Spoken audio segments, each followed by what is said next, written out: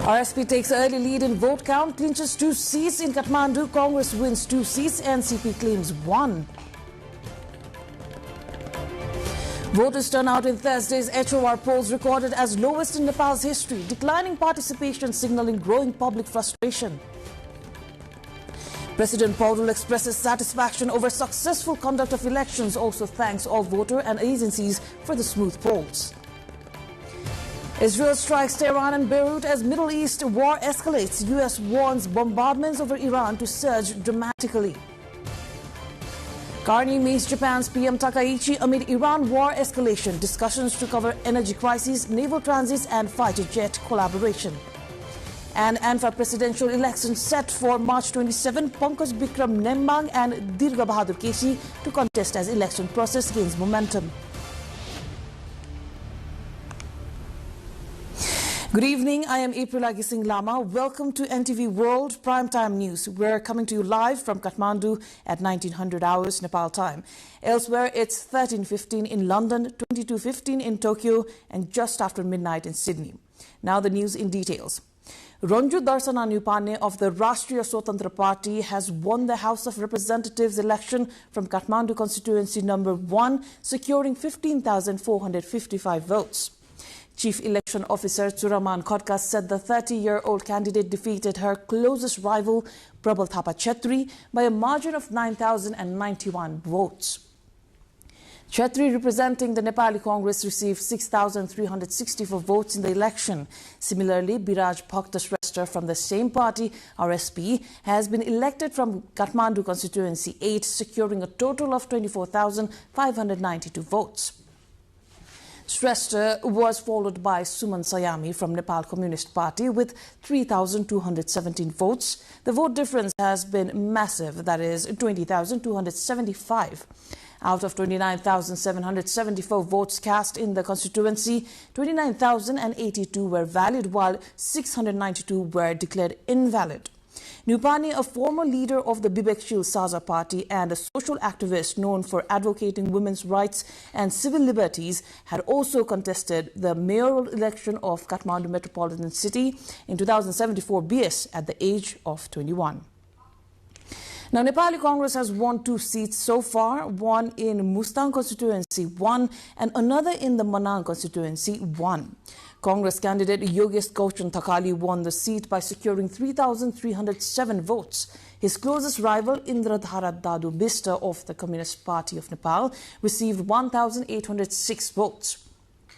Thakali won the election with a margin of 1,501 votes. Similarly, Tek Bahadur Gurung has won from Manang with 415 votes. Likewise,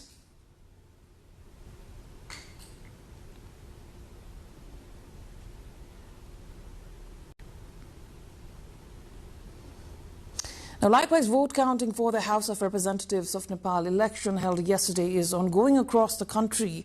So far, counting is underway in 127 constituencies, with the Rashtriya Swatantra Party leading in 96 seats, followed by the Nepali Congress in 11 seats, the Communist Party of Nepal in 10 seats, and the Nepal Communist Party in 8 seats.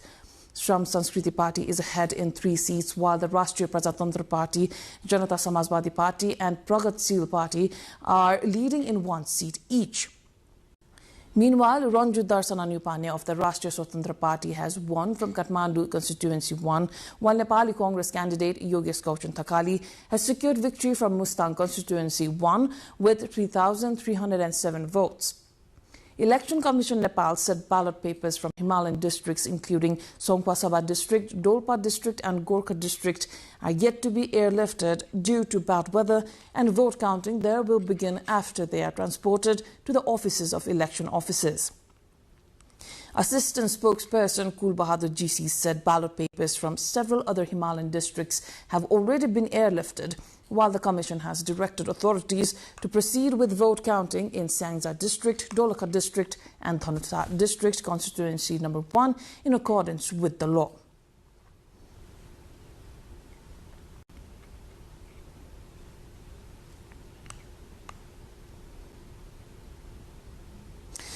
Vote counting is currently underway at several centres across the country. Our colleague Bijita is at the vote counting centre where ballot boxes from constituency 7 are being counted. Let's go live to her now. So Bijita, what is the latest vote count?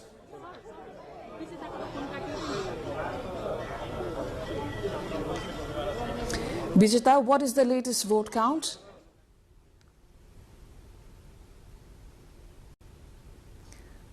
Bijita, am I audible to you?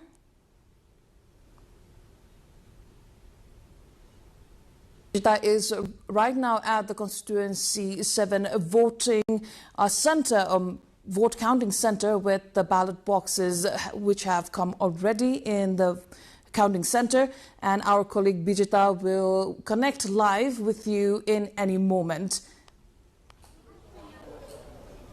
Now, Bijita, am I audible to you now? Yes, Aprila. Okay. What is the voting counting process going on there? How is the ambience? What is it going on there? So, Aprila, yeah, we are right here at Judo Hall in Sorakhutte, where the vote counting of constituency number 7 of Kathmandu is currently underway. And we just met with the election officials, and we do have some fresh numbers for you. So leading right now in the vote count is Ganesh Parajuli from Rashtriya Swatantra Party with 18,715 votes. And shortly behind is Prakash Shrestha from CPN-UML with 2,870 votes. Following that is Pramod Hari Guragai from Nepali Congress with 2,632 votes, followed by Basanta Prasad Manandar from Nepali Communist Party with 2,382 votes. And finally, we have Bimala Lama from Ujalo Nepal Party with 1,051 votes. So these are the top 5 votes according to the latest updates that we received from the Election Commission. So, Bijita, that is the latest vote count up until now, right? So, how is the counting process going there? And can you tell a bit of the overall management and security situation, what you can see there? Yes, so currently there is a heavy security presence. We do have Nepali police, Nepal army, as well as the election officials. And we were told that the vote counters, the people who are counting votes inside, they have been divided into 2 shifts, and they each group does for around 12 hours of duty as per the Election Commission instructions. And they let us know that overall the vote counting process is going really well and smooth. So, Bijita, I hope you could speak to some of the election officials there. So, did you find out when can we expect final official results? Is it anytime soon? Yes, so we were, as per the Election Commission instruction, each vote counting stations were asked to present the results within 24 hours of the vote counting beginning. So we were told that hopefully the results will be here by midnight tonight.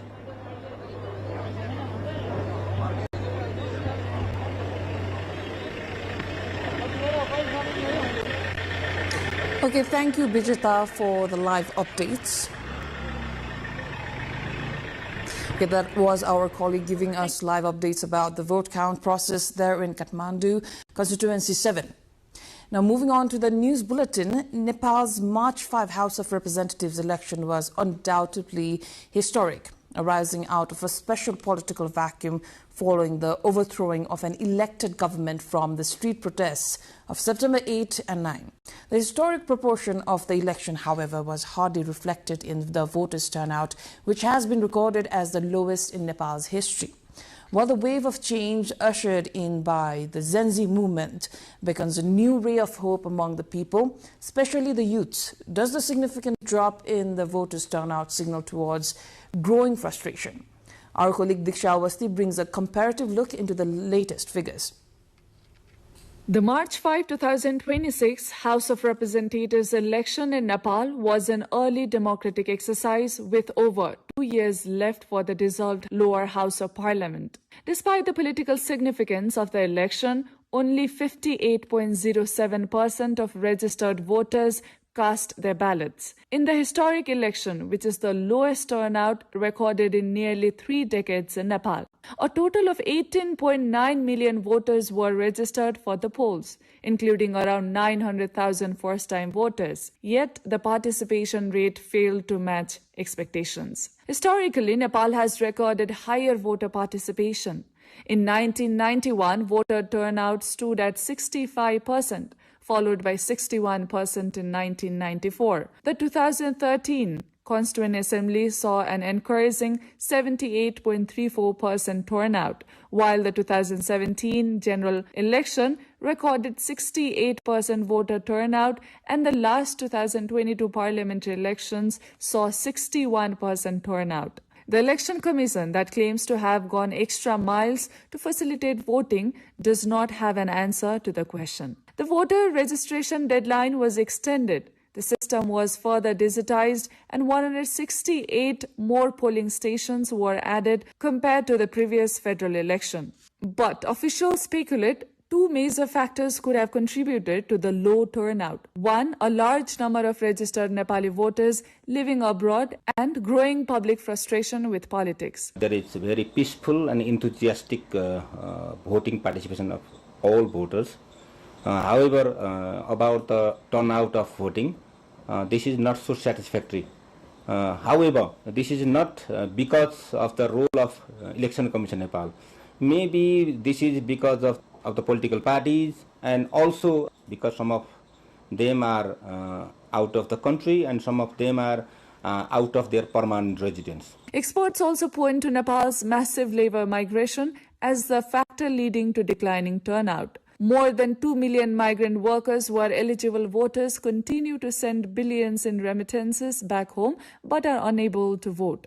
Many citizens feel that despite participating in repeated elections, they have not seen meaningful improvements in their daily lives. With the House of Representatives election only crossing the minimum turnout threshold of 50% to become legitimate, experts warn this could be a serious dent in democratic practice. When you look at that, if it was less than 50%, that was invalid election.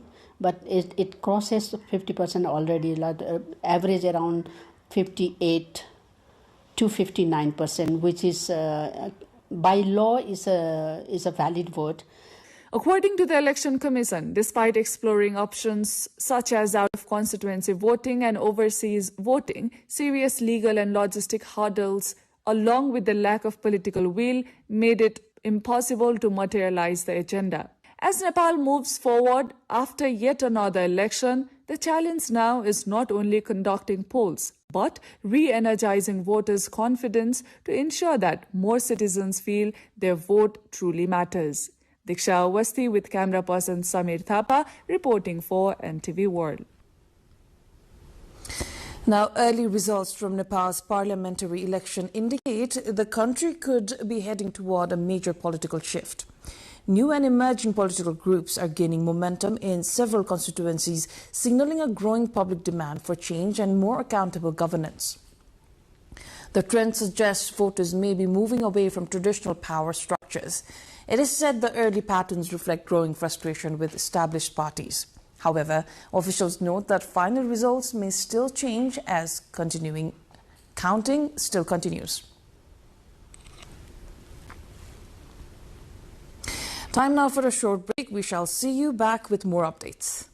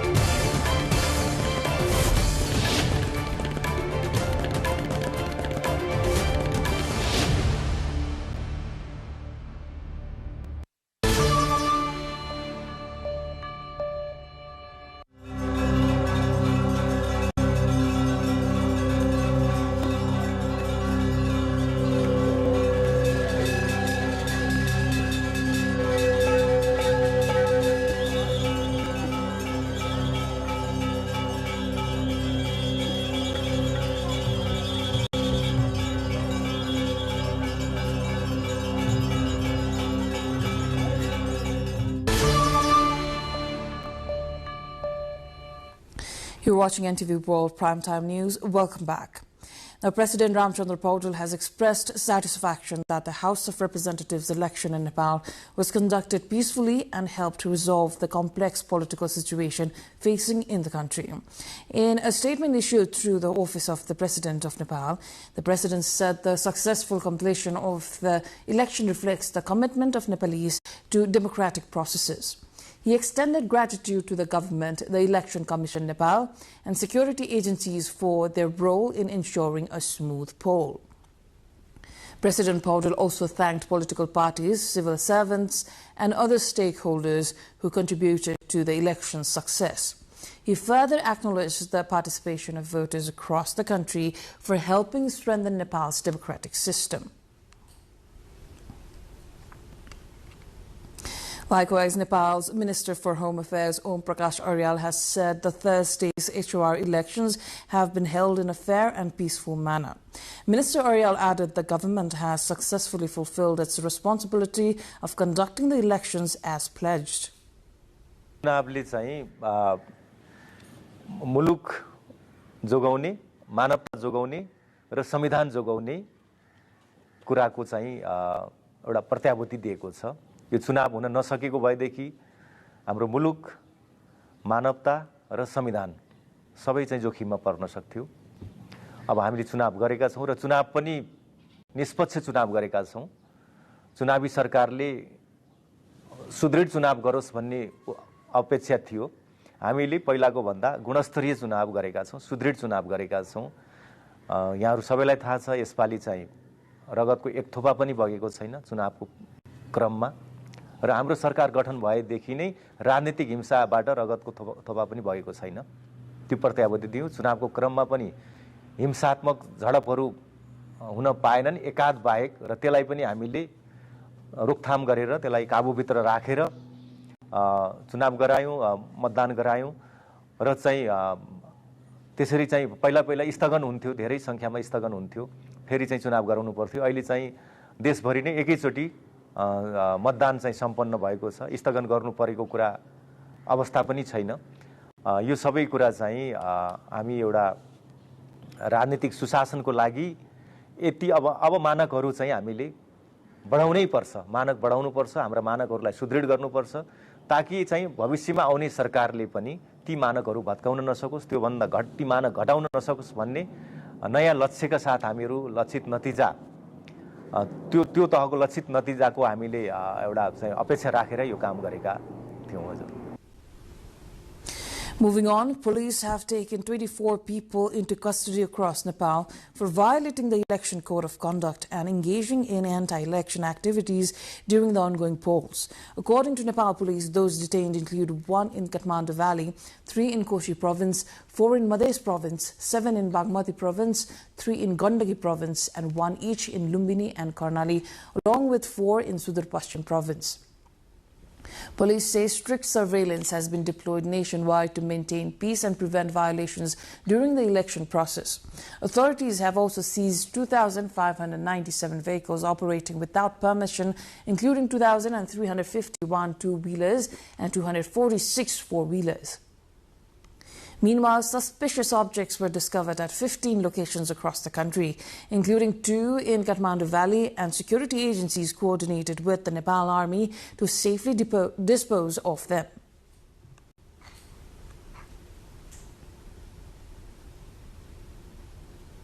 The final results of the House of Representatives election 2082 from Kathmandu constituency number 1 show that the overwhelming majority of candidates failed to secure the minimum vote threshold required to retain their election security deposits.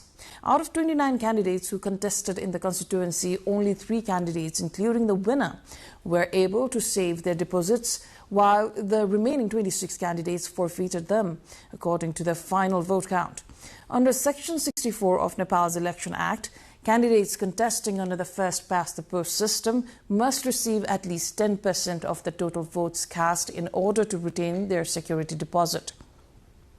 In Kathmandu 1, the total votes cast were 29,082, meaning candidates needed more than 2,908 votes to meet the legal threshold. Only 3 candidates crossed that mark, with Ranjani Pandya of the Rashtriya Swatantra Party securing a total of 15,455 votes, Prabal Thapa Chetri of the Nepali Congress 6,364 votes, and Rabindra Mishra of the Rashtriya Prajatantra Party 3,972 votes. All of the candidates fell below the threshold and consequently all lost their deposits. Notably, even the candidate from the major leftist party, Communist Party of Nepal UML, Mohan Raj Regmi, failed to secure enough votes, receiving 1,618 votes, leading to the forfeiture of his deposit. Candidates from parties such as the Nepal Workers and Janata Samajwadi Party and the Communist Party of Nepal Maoist Centre also received fewer than 100 votes, highlighting the sharp concentration of support among only a few contenders.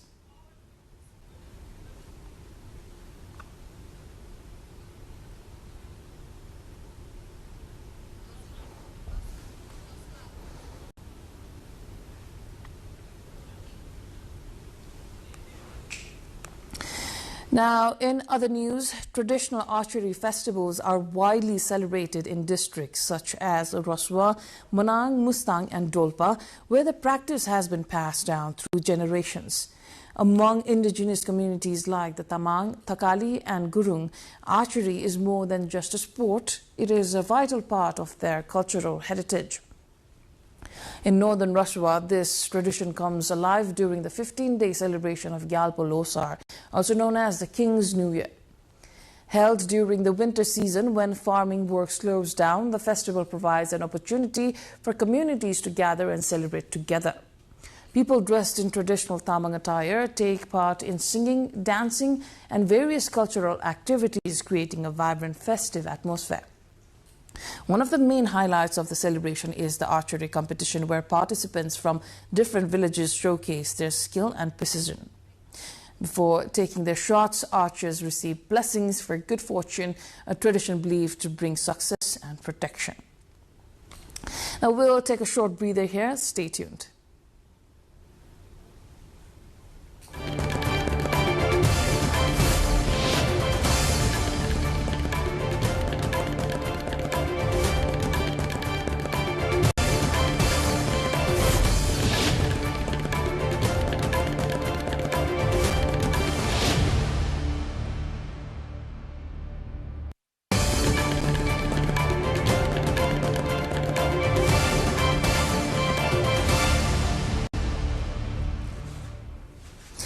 On day 7 of the escalating conflict between the US, Israel and Iran, military actions have entered a high-intensity phase following the death of Iran's supreme leader.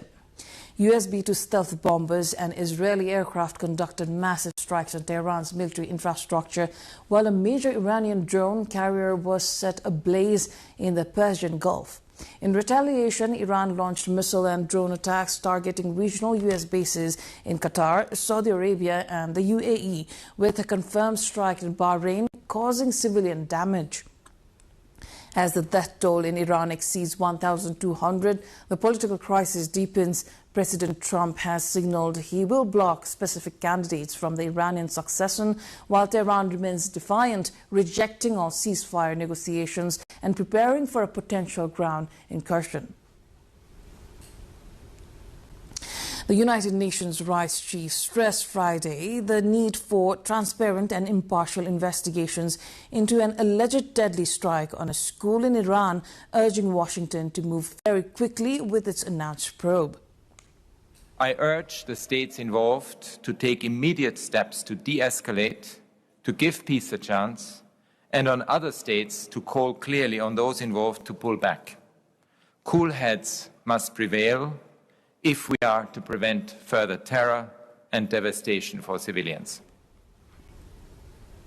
Yemen's Iran-backed Houthi leader said his group was ready to strike at any moment in a televised speech on Thursday on day 6 of the US-Israeli campaign against the Islamic Republic.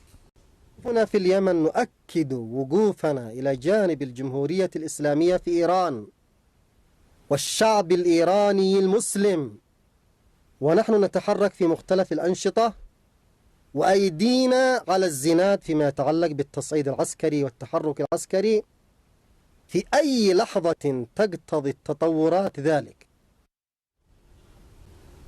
Let's take a short break here. We'll be right back.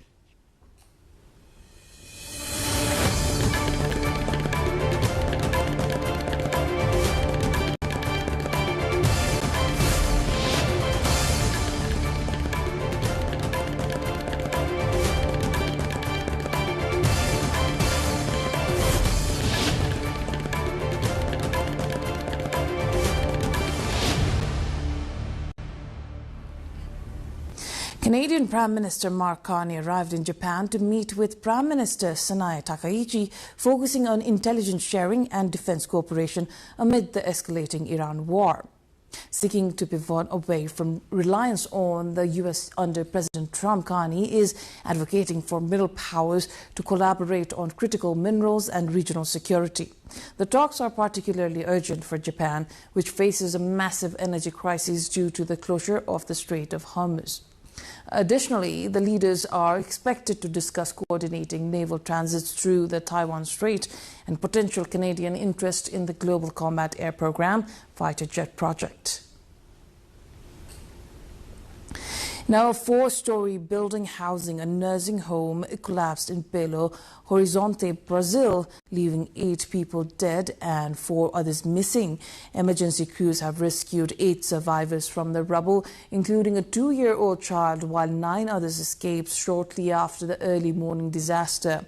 While the building reportedly had all necessary permits, authorities are investigating the cause of the collapse.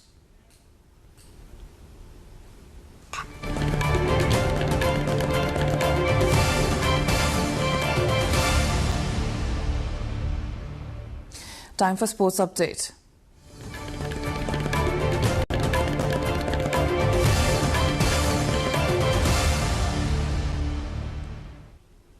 The election to select the new leadership of the All Nepal Football Association is scheduled to be held on March 27.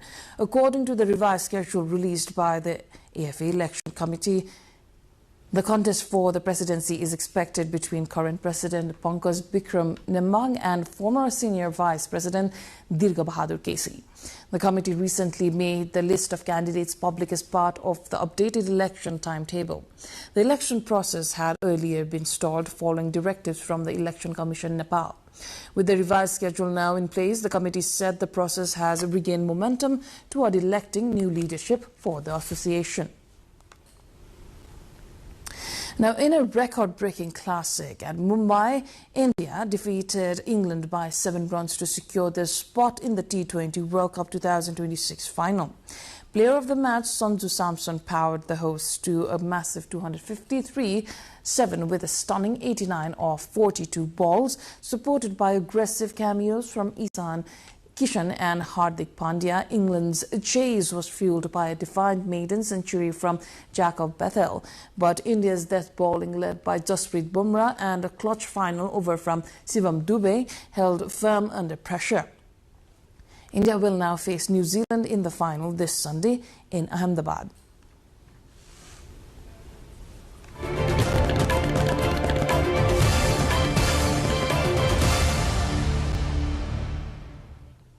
Now, before wrapping up, let's take a look at the headlines once again.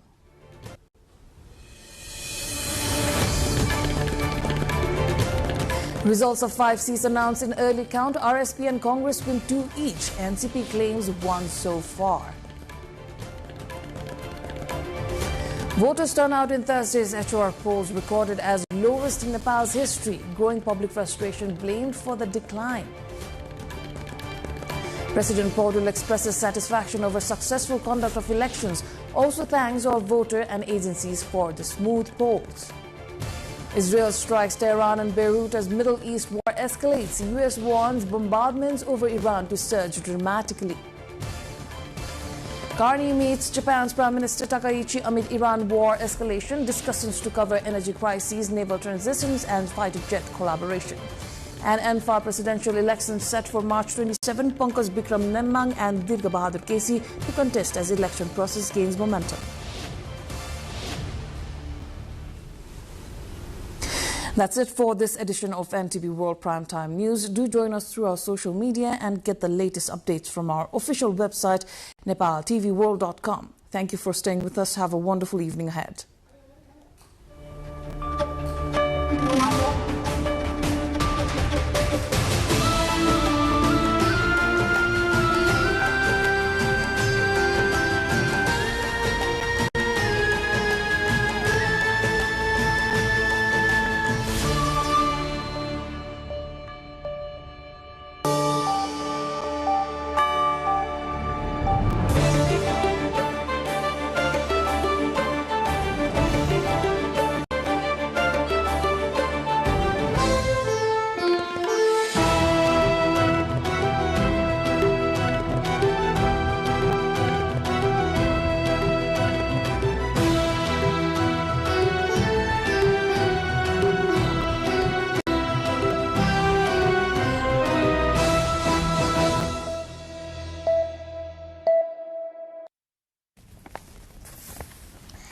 Welcome to the studios of NTV World in Kathmandu, Public Service Broadcasting PSB Nepal's new initiative to make Nepal more visible and audible to the global audience.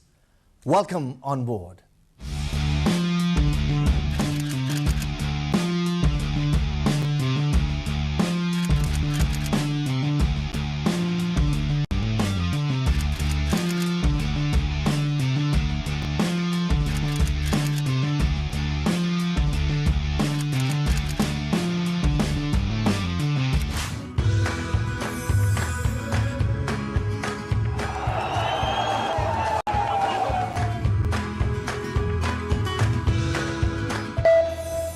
This is NTV World, facts that speak, insights that matter. Telling the stories of a changing planet. NTV World, Nepal's perspective to the world. Exploring the heartbeat of Nepali creativity. This is NTV World. The power of story shaped by technology. NTV World. Unearthing Nepal's hidden heritage. Discovering the timeless Nepal.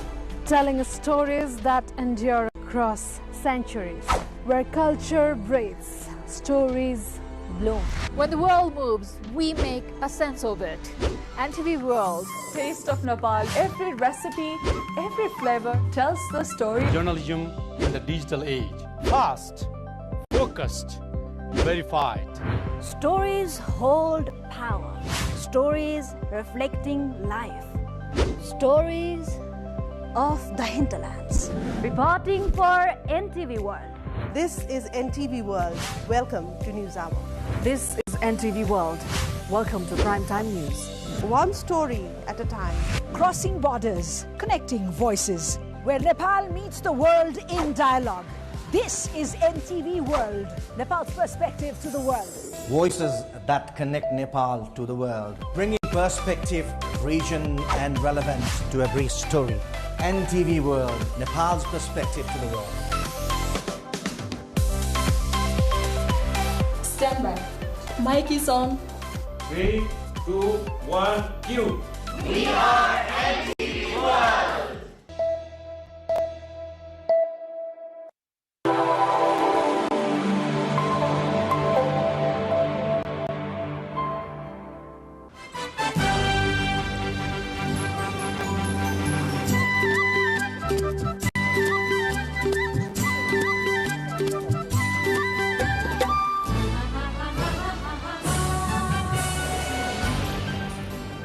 Today, March 5, marks the landmark election of Nepal.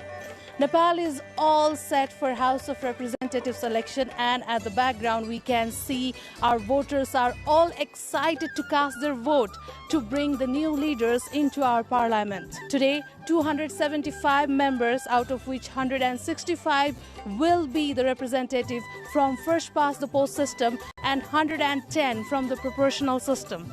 So we look forward to our voters and we talk with our voters now.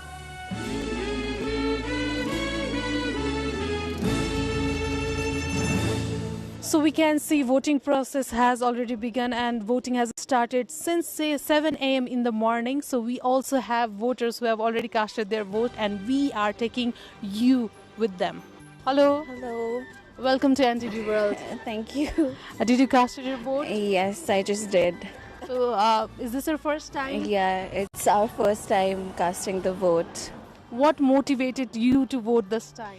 I think I would say the Gen Z protest really motivated all of us to vote and give chance to new people. Yeah. And what are you looking forward from this election?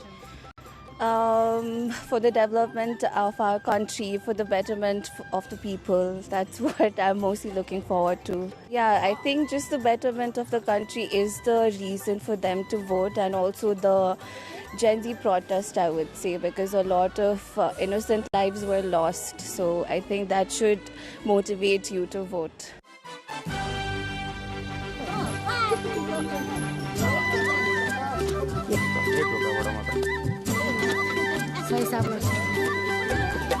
Welcome to NTV World. Hello, thank you. So, is this your first time? Yeah. How did you feel? It felt empowering and positive. Can you show your finger that you voted? First time voter. Yeah. So what motivated you to come to vote? I would say whatever followed through from the September 8th and 9th protest, and just the frustration of wanting the bare minimum development of a country. I would say that really pushed me to come and cast my vote. So since there were a lot of movements that young activists were asking everyone to once go through the candidates' manifestos, right? Before coming to vote, did you research about your candidates? Yeah, of course I did. I went through each and every candidate and individuals' individuals and parties' manifesto to come to a decision on who should rather get my vote. So today we are at constituency number 6 at Darbar High School. See you in another election booth. So welcome to our election express. We are at constituency number 8 in Kathmandu, Swayambhu weekend. And we can see the ambience, the premise. Everyone is so excited and enthusiastic to cast their ballot. With us we have a young voter. We would like to talk to him. So how excited are you to cast your vote? First of all, thank you very much for the opportunity, Dichaji. So I'm actually very much excited because it is my first time casting my vote. So this time, fortunately I'm in the valley, in my hometown. As for my research as to what kind of things that I delved into, well, obviously it is the age of, it's the digital age, and so social media played a huge role. But having said that, I also looked into the agendas that were not quite so often circulated in the social media space and in our algorithms, of course. But I delved into the websites of those political parties, obviously the major ones. They've come with full research and preparation to cast their ballots because, the future of nation is in voters' hands, especially the young voters. This time, 900,000 young voters are coming to cast their ballot.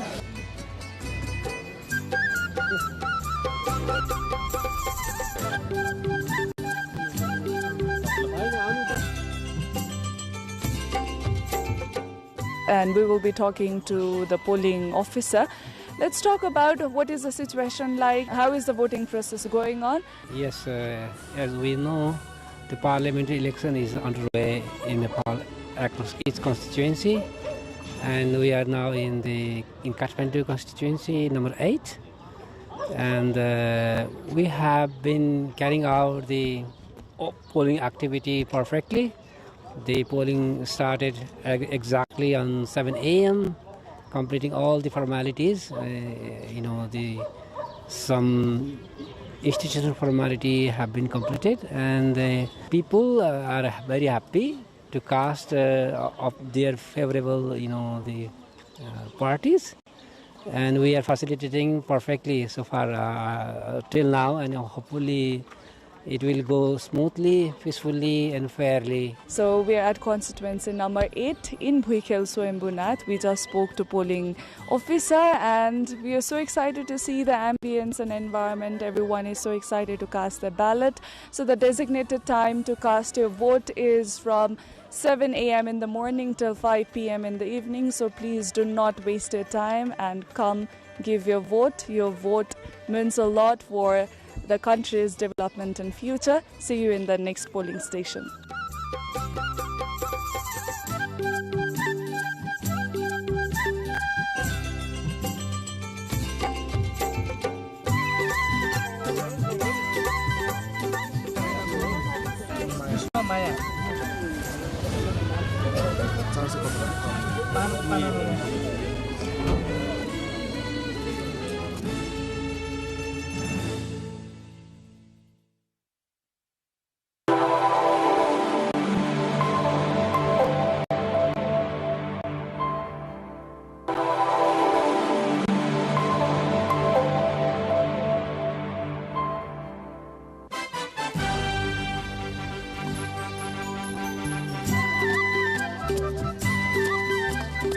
Currently, we are at the Kathmandu 8 constituency and we have a very young voter here.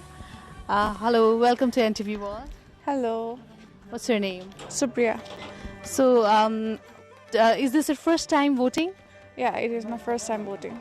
What motivated for you to come here and cast your vote? I would say the opportunity itself, because I could not vote before this because of my age, but now I get the opportunity to vote and I'm really happy for the opportunity. And I did find some interesting people. It was a fun experience. So do you think election this time will bring some transformation, some historic change in Nepal's political landscape?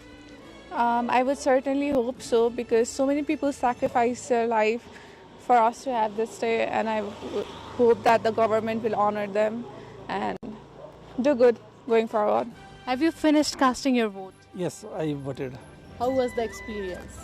It's good because it's a temporal election, so that we can choose our right candidate. It's a moment of pride.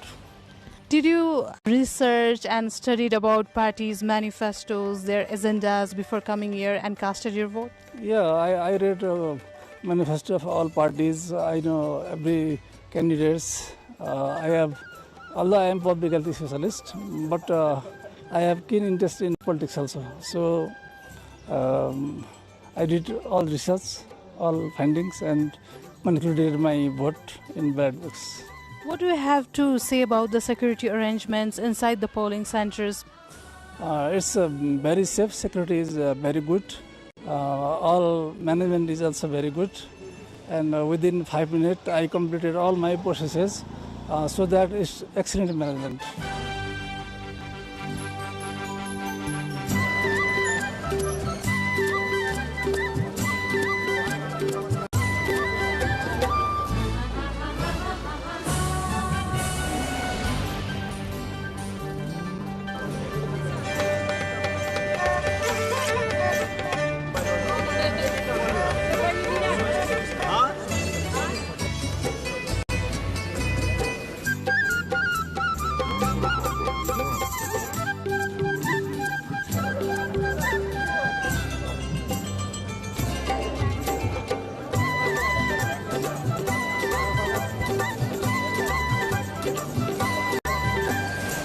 We've been hopping to different polling stations. This time, 900,000 new voters are casting their ballots. So I think the opinions of youths really matter this time. Let's talk to these young voters. Is this your first time? Yes.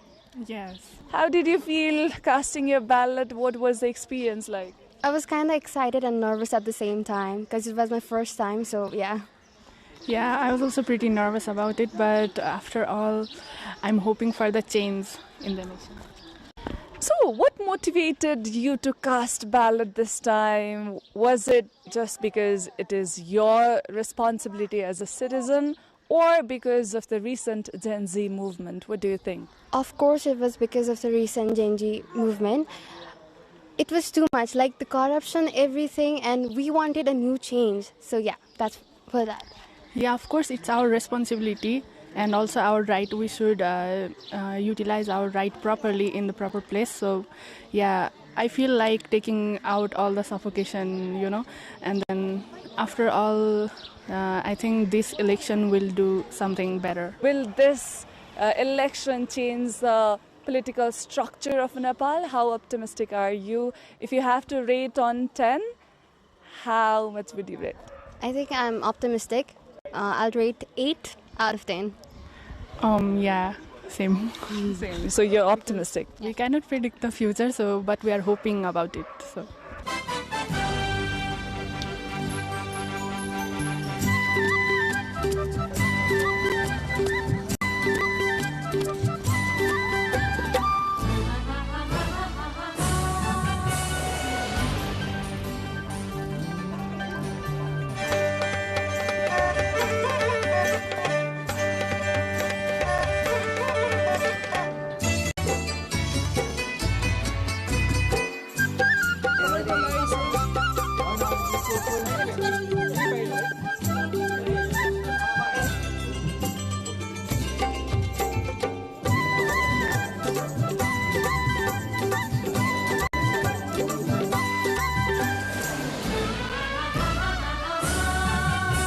We are at constituency number 5, that is in Toka. Can you show your finger? You just voted, right? Please. So how excited are you? What was the experience like? Is this your first time voting? This is not my first time voting, obviously. So this time around, I have been especially very confident because I've been following the parties, I've been following their manifestos. So becoming more learned, I'm more confident. Yeah, so I'm more excited, more confident. I'm very hopeful for what it has to give us. Do you think this March 5 election is going to change the political scenario of Nepal? I mean, we cannot afford to make this election just a normal one. We should make a change because there's lots of people invested in it, lots of hopes invested in it. And I really think this is the time to make the change because, yeah, a lot of people are invested. You just voted? Is this your first time? This is not my first time. This is the third time. And I'm really excited this time. It's a different scenario and different psychology that's going on in my mind. The foremost thing is the Gen Z movement. We all know that, right? And the different psychology related to the election and voting is all the sacrifices that has been done in the Gen Z movement. And the main thing is the cause that happened. Now I'm thinking about more like what are the agendas, what are the manifestos, and what change the leader could bring in the society and itself and also in the House of Parliament. Did you vote? Yes, I did. Is this your first time? Yes, it was my first time voting. Did you vote? No, I did not, due to my age limit. But you wanted to be part of this March 5 election. I just came here to support my family during this election period. So how was the experience? I think we were all anticipating this moment for a long time now because it's been almost 6 months since the Gen Z revolution and we all kind of wanted to see the change come in life. So I think it felt like I was actively participating in something that could make a change in the future and felt very empowering to me. And also for all the youths, I think we were all kind of in the same zone. We were all thinking that maybe it's the right time to bring about the change. And I think it's just our voice that's going to bring the change. So yeah. As far as we know, I think we've read the manifestos and we've all sort of we know which party we want to support in a way because it represents our voices, it represents what we want. So yes, I think to an extent that it might reflect our voices, our needs. So what made you choose the one you voted? I think for me personally, I voted based on my needs as a youth. I wanted someone to understand my voice, my interest, my needs, and I wanted someone who would address these and also listen to our voices and would also somewhat cater to our needs more specifically. So it was like the main basis. especially because I wanted someone to understand the language that we were speaking, not someone who just, beat around the bush and give us all these excuses for policies. So we sort of, I believe that this time the election can prove to be of its worth to provide us the necessary results from our voting. And I believe that this time the youths have come together all over Nepal to support this election and to support this nation to make it a very good one. I believe that till the next period of election, I believe there will be change to see in Nepal. Thank you for being a witness to March 5 election, and thank you for voting. Thank you so much. Thank you. We could see the excitement among these young people, those who fought for the nation's future, demanding for good governance, transparency and social justice.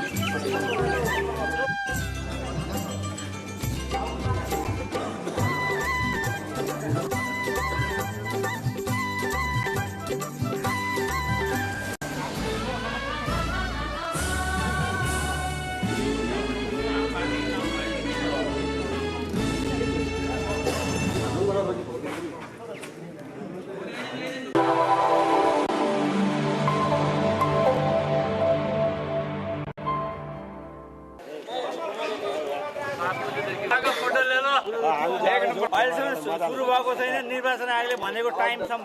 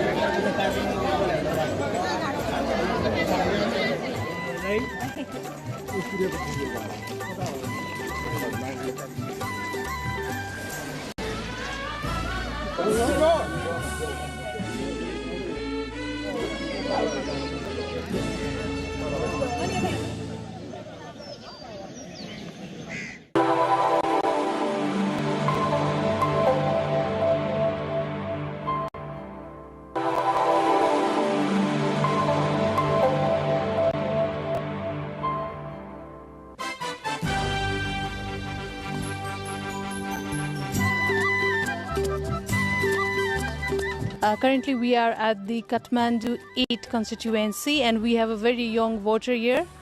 Hello, welcome to NTV World. Hello. What's your name? Supriya. So, is this your first time voting? Yeah, it is my first time voting. What motivated for you to come here and cast your vote? I would say the opportunity itself, because I could not vote before this because of my age, but now I get the opportunity to vote and I'm really happy for the opportunity. And I did find some interesting people. It was a fun experience. So do you think election this time will bring some transformation, some historic change in Nepal's political landscape? I would certainly hope so, because so many people sacrifice their life for us to have this day, and I hope that the government will honor them and do good going forward. Have you finished casting your vote? Yes, I voted. How was the experience? It's good because it's a temporal election, so that we can choose our right candidate. It's a moment of pride. Did you research and studied about parties' manifestos, their agendas before coming here and casted your vote? Yeah, I read manifesto of all parties. I know every candidates. Although I am public health specialist, but I have keen interest in politics also. So I did all research, all findings, and concluded my vote in ballot box. What do you have to say about the security arrangements inside the polling centers? It's very safe. Security is very good. All management is also very good. And within 5 minutes, I completed all my processes. So that is excellent management.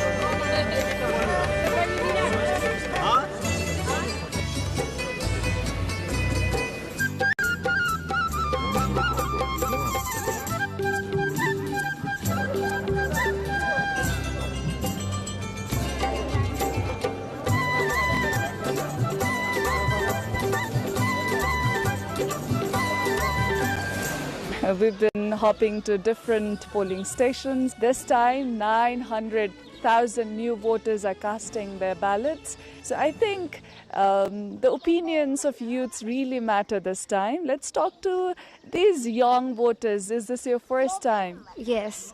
Yes.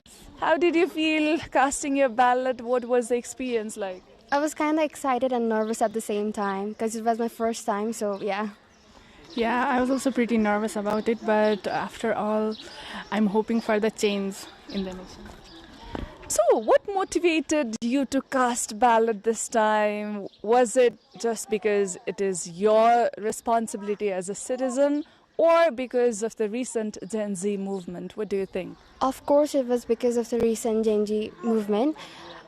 It was too much, like the corruption, everything, and we wanted a new change. So yeah, that's for that. Yeah, of course, it's our responsibility and also our right. We should utilize our right properly in the proper place. So, yeah, I feel like taking out all the suffocation, and then after all, I think this election will do something better. Will this election change the political structure of Nepal? How optimistic are you? If you have to rate on 10, how much would you rate? I think I'm optimistic. I'll rate 8 out of 10. Yeah, same. Same. So you're optimistic. We cannot predict the future, but we are hoping about it. So.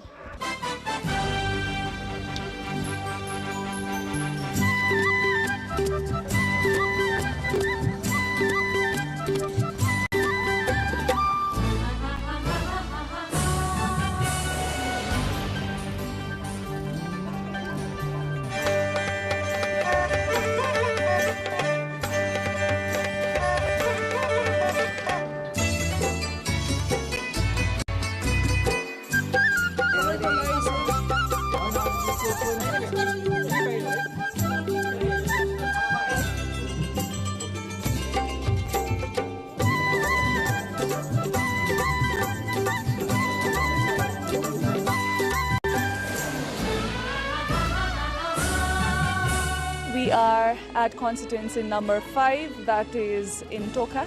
Can you show your finger? You just voted, right? Yes, so how excited are you? What was the experience like?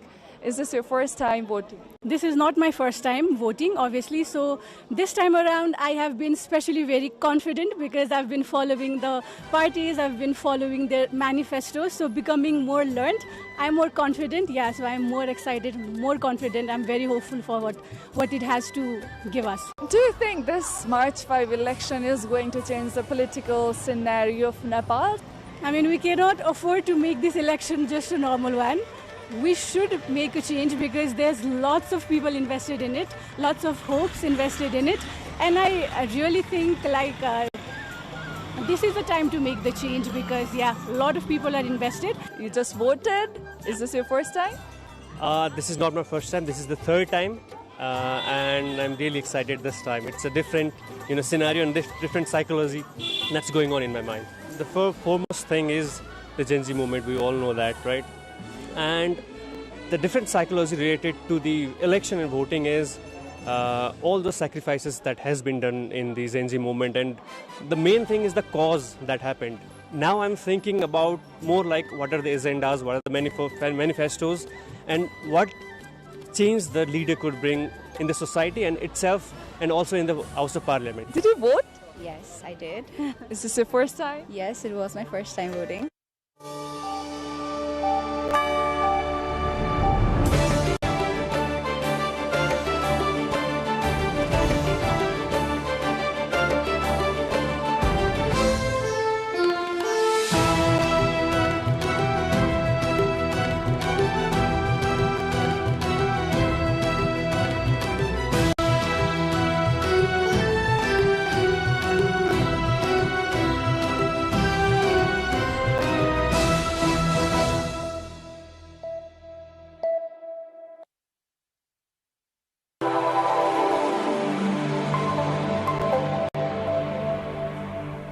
A very good evening to all our viewers. Welcome to Nepal Elections Special Dialogue on NTV World. I'm Shivani Thapa Bosniak with you. As election results continue to come in from across Nepal, the early trends are already suggesting a political moment that could reshape the country's parliamentary landscape. A relatively new political force appears to be performing very strongly, in fact, more than expected, in many of the directly elected constituencies of the House of Representatives.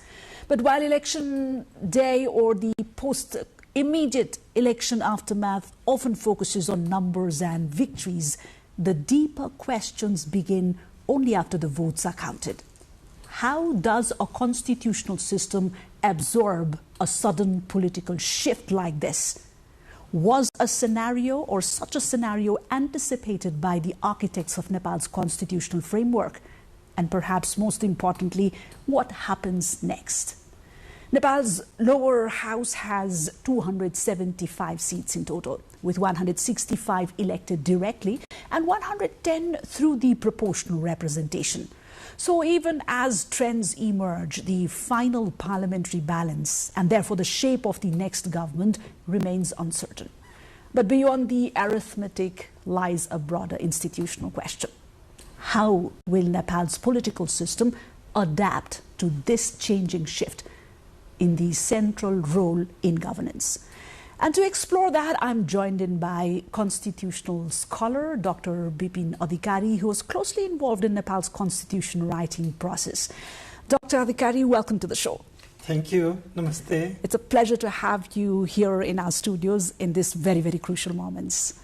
Thanks. So let us begin at the core area of your expertise, Dr. Adhikari. Was the scenario of what we are witnessing at this moment so dramatic as many are perceiving, right? Was this scenario even anticipated or expected by our constitution? I think it's very much normal in politics. Once you have elections, most of the time you are very clear which one is going to be the first party or second party. But then in the present case, it was somewhat a little surprise also. But then everybody expected RSP to perform better than what they did last time. Beyond that, this time, they have done very well. I mean, they are not simply going to be a largest party, but hopefully a majority party also with a very strong presence in the House of Representatives. So this will be the first time after the promulgation of the new constitution of Nepal in 10 years. Let's say we will have the first majority-led government, and that's something very good for the country. But again, the scenario will be clear only after all the results are declared. So the counting is going on, and it is very clear that RASP is leading, and then the competing parties who are on the pipeline, they are not doing better, and the gap between them is so vast. So that means that the new party will, form a government which is very confident, which has very strong presence in the parliament, and also which can make a lot of changes they have been talking about. That's something the Nepali people have been looking forward to for a long, long time now. But still, given the electoral system that Nepal exercises, it's too early for us to make any sort of predictions, but then assumptions that we cannot stop, right? And again, there's been so much drama in the numbers that are surfacing. But still, let me get back to the same question again. When Nepal's current constitutional framework was designed, Dr. Adhikari, under the Constitution of Nepal 2015, and which, one of the architects, you were in the team.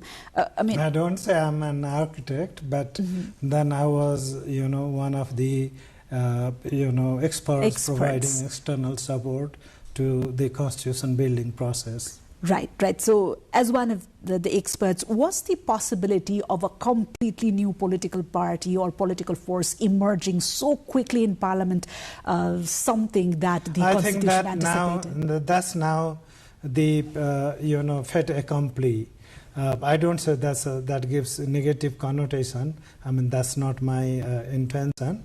The RASP is on board, obviously, as a leading party.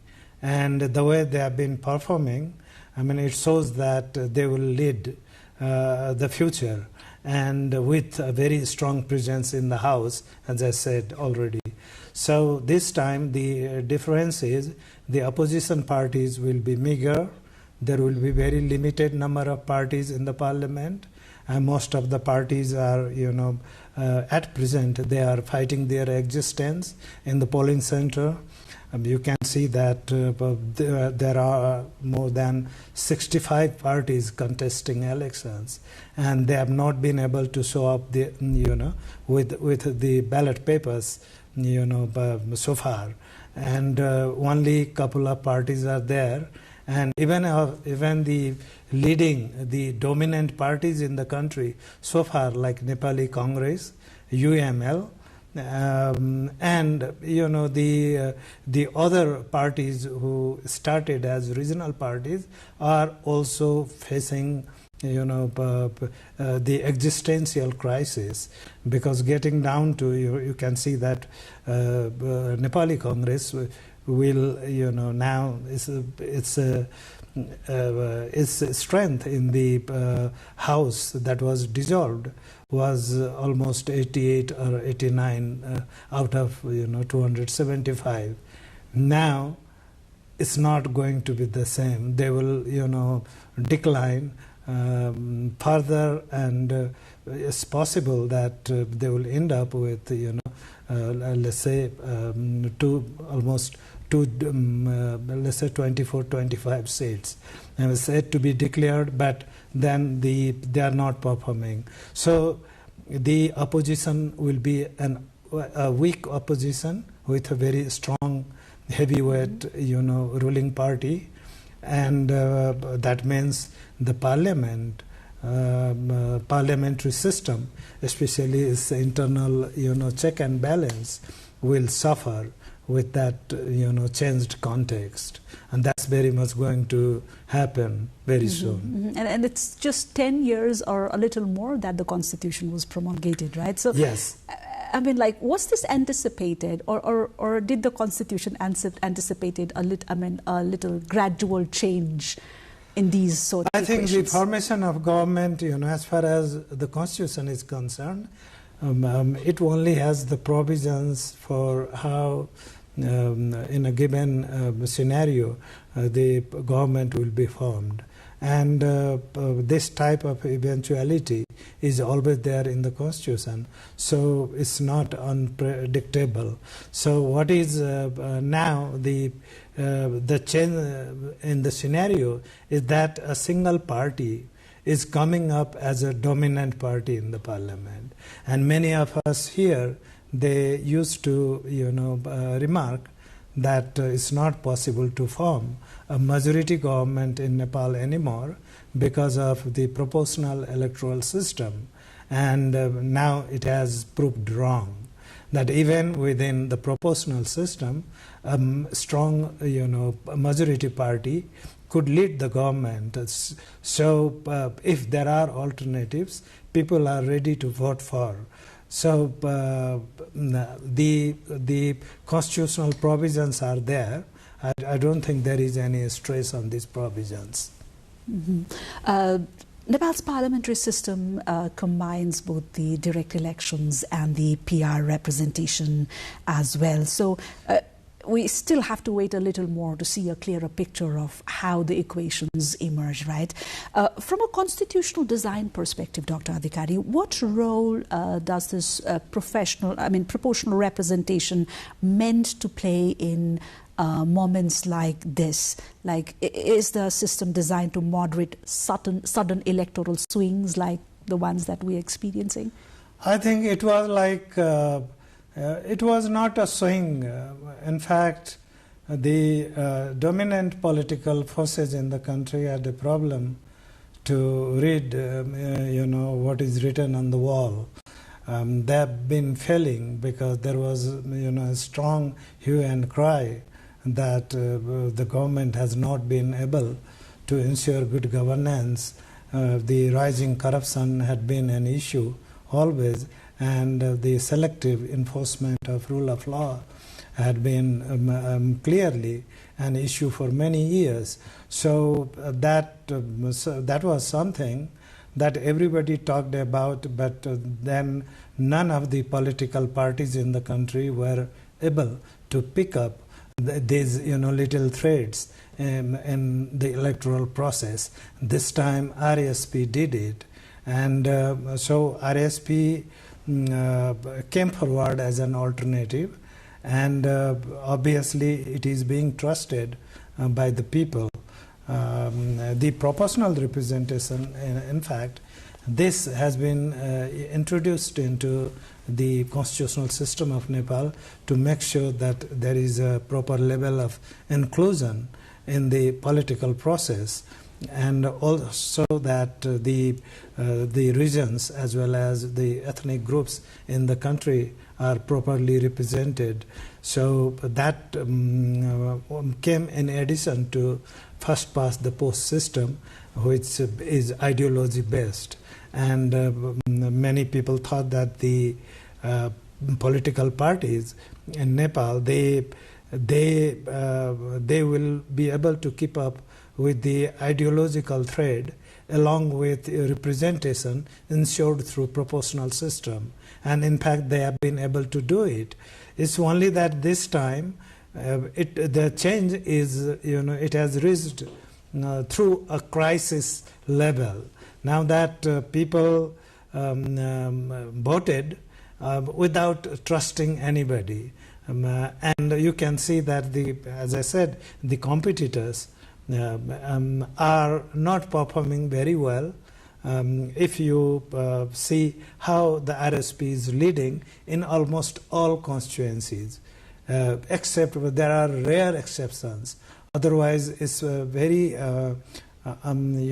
something that we didn't see before, that even now votes are being counted in more than 120 constituencies. The 120 constituencies, and in all of these constituencies RSP is leading, and except for the gaps between the winner and those following up is very big. And it's because even the voters of the first the post system, they have been very, very objective this time. They didn't trust their the world allies anymore. So you would rather dub it as an issue of delivery, yes, rather than a failure of a system? No, the system has not failed. I think the system is intact, and nobody has really complained about the system. There are some marginal voices about how to make it more representative, and obviously that could always be done if there is a national consensus. But then the political parties, they had a problem. So despite the clear constitutional position about inclusion, proportional inclusion, and many voices of change, the provisions of change, these were not implemented so well. And the problem started with the political parties as public institutions, and now there is a change. So the driver will be replaced this time. Right. So if the current trend holds, just let's shift our focus to the emerging figures from the Election Commission at the moment.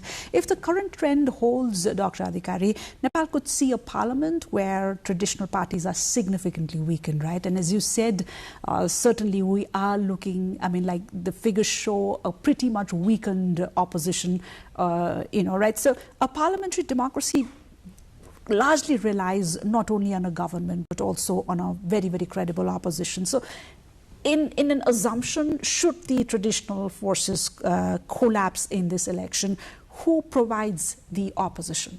The opposition will still be there. It's only that it will not be as strong as before. In fact, during the last two general elections, we had very clear opposition parties within the parliament, but then they were very ambitious. In fact, the coalitions that were manufactured during the last 20 years, I think they were not strictly on the basis of democratic principles.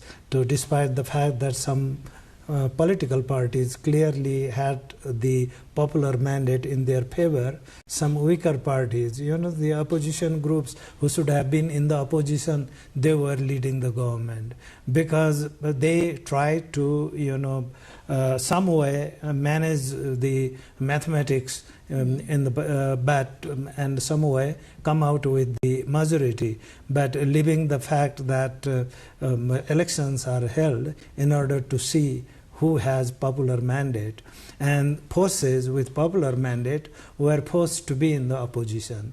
For example, you see Nepali Congress was the largest party in the bygone parliament, but then it was not leading the show simply because of certain political interest. And it was like in the coalition, it was a marginal partner, and the government was led by UML. And that happened because the principle of democracy were not, very much into play in this dynamics of, relationship. Now that there will be a change, there will still be certain political parties, for example, and there is a possibility that they will merge with each other, many of them, in order to ensure their visibility as an opposition group, or even they will have some working coalition between themselves.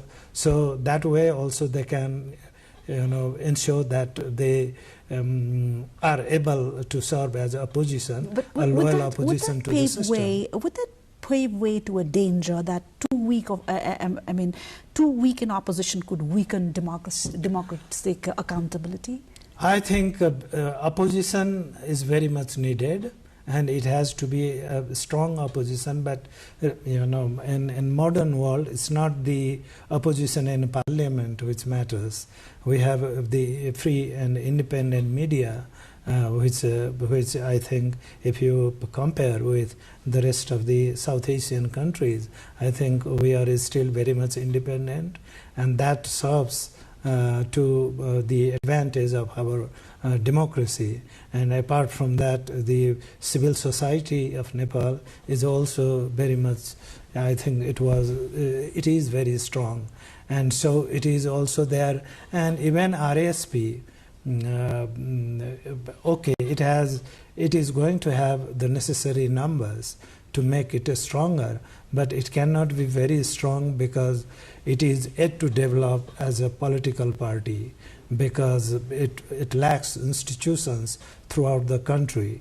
I mean, the first thing. Secondly, it has to develop internal disciplines.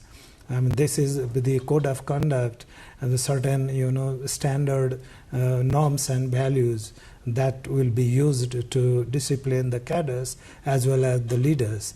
And they project the party as a single unified voice, and that takes a lot of time. After the government is formed, it will have to be pursued very carefully and for a long time. Similarly, we can see that because the party is very new, the candidates, they come from different background. Most of the candidates of RSP, they are not from social background. They have not been very much in the political, let's say at the grassroots level. They have very meager, existence. So whatever, even though they are in the parliament, their relationship with the people who voted for them is still weak. They have to build on that. And these, I said, social, groups, professional groups, civil society, universities, and Nepal is very much politically divided society. It's divided because it's not developing very fast. When the development process is very fast, people become futuristic. When this is not the case, people concentrate on distributive issues more, on creating, rather than how to create more wealth, and that could be distributed. So these are challenges for the new party, and they have no idea at all. What I see is they have a very small but very meaningful political manifesto that they released before contesting elections. It's a very smart document. I can see that they have been able to understand the country and also project what they need to do if they are elected. So this is a time to work on that. But building on that will take, many years. So, and some of the challenges are very difficult challenges. So they have committed, for example, that they will implement the recommendation of Janji Commission, which is yet to submit its report to the government. And that report will deal with the Janji movement, especially the movement that kicked off the whole process in the last September. You can see that there are issues of impunities, liabilities, violation of criminal law, violence, all these things there. Now they are committed to it. There is a social contract. Similarly, they have been saying that they will be, if they are elected, they will be opening up all corruption files, since 1990. So that's a very, very loud claim. You have to see whether legally it is possible, because criminal laws have the concept of limitations, and the institution of any case has to go through certain procedural requirements. So these are challenges that they have to manage in due course. Exactly, Dr. Adhikari, because what the Nepali people are sending into the parliament is a lot of hope, dreams, promises, frustration and aspirations. Yes. But the real test begins after the euphoria settles down, right? So after all the arithmetic settles down. So you lead me to the challenge part. So let us now walk through a few of the major challenges that we foresee in the very, very immediate future. Now, as young as the new political force is apparently, even Nepal's constitution is equally, young to Nepal, right? A new document.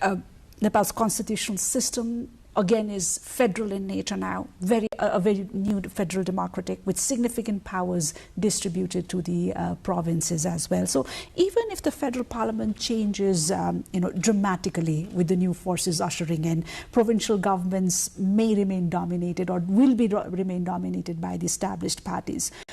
How much of a friction do you foresee in the very immediate future? I think there are many such issues, and the first thing is to, the new government will have to make sure that it knows what it is going to do in the next 5 years, make the detailed plan and start with the first step. So popular, decision making does not help at all. So what we saw in the past, they take political decision very fast, and later they realize that they decided something very wrong. And now when you think about a constitutional amendment, for example, it's a major issue. The RSP has not taken any position on it, but then this is something that it will be pressurized into thinking, because there are issues that needs to be handled. And now how it's going to do it, this is one thing. There are foreign policy issues, and that's something that many critics are worried about, because most of these people are very young, and many of them do not have very firm background in Nepali society, Nepali history, Nepali culture, Nepal's fight for its existence over the last 200 years. This has been a significant issue, international relations. And coming back to the internal issues, there are, this is a society with many ethnic groups, the many regions, and there are different aspirations. Now, these issues are, it's not enough that you are correct. You have to be reasonable also, and then you should be able to demonstrate it to the people, even to the people who disagree with you. And that's also there.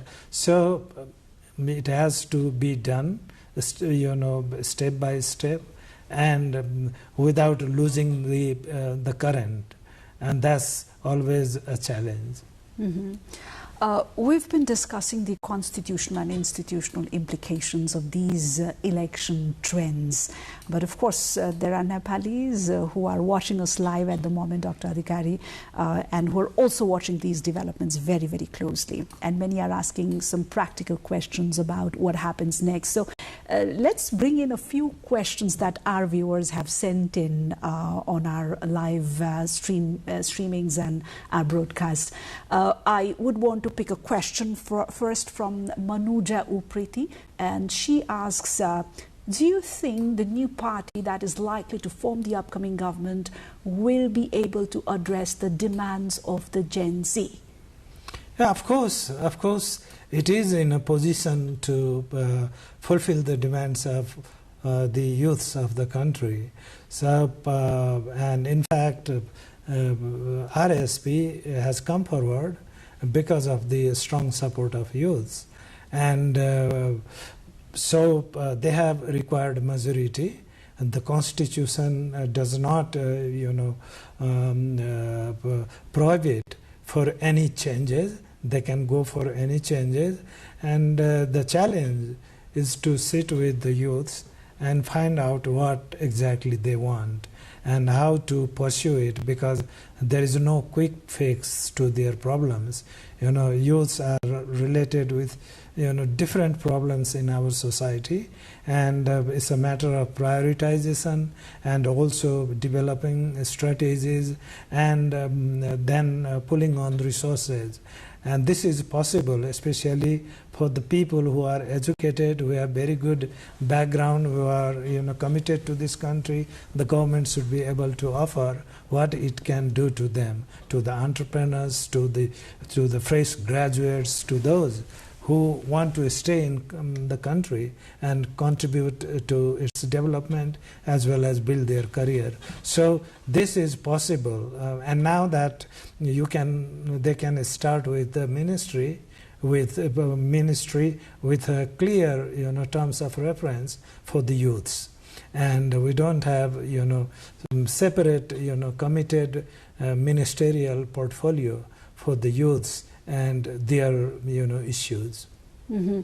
The next question I get to pick is from Haris Suwal, and Haris Suwal chose to send us a question which reads, is it just a political wave for change or real awakening of the voters? I think this is a very calculated question, I can see.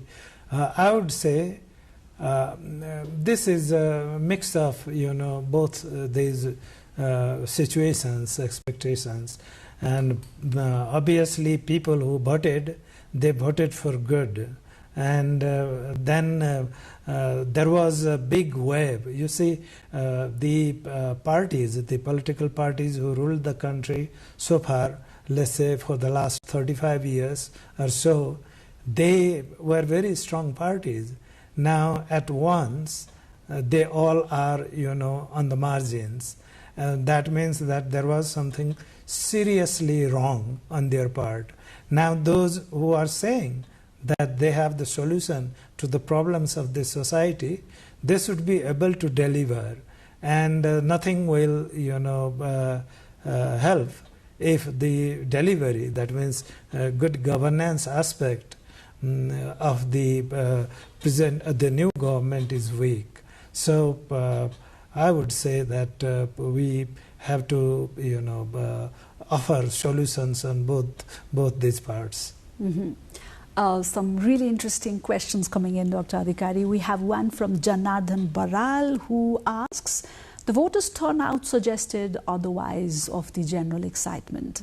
How do you see the significant drop in the voters' turnout at polling stations? I think there are, I think in Nepal this was not a right timing for the general elections. We need to understand, but it was a constitutional compulsion. We cannot hold up election for an indefinite period. Once the house is dissolved, within 6 months the replacement must be there. So not a good season for the election. And in the Himalayan region, obviously, even now there is snowfall. So people who had to travel to the polling stations, they had to suffer. That must have, impacted. And also there are, it's true that many new faces turned up this time, but many old faces, they declined. They thought that what the use of voting again and again? It does not, bring any change to our situation.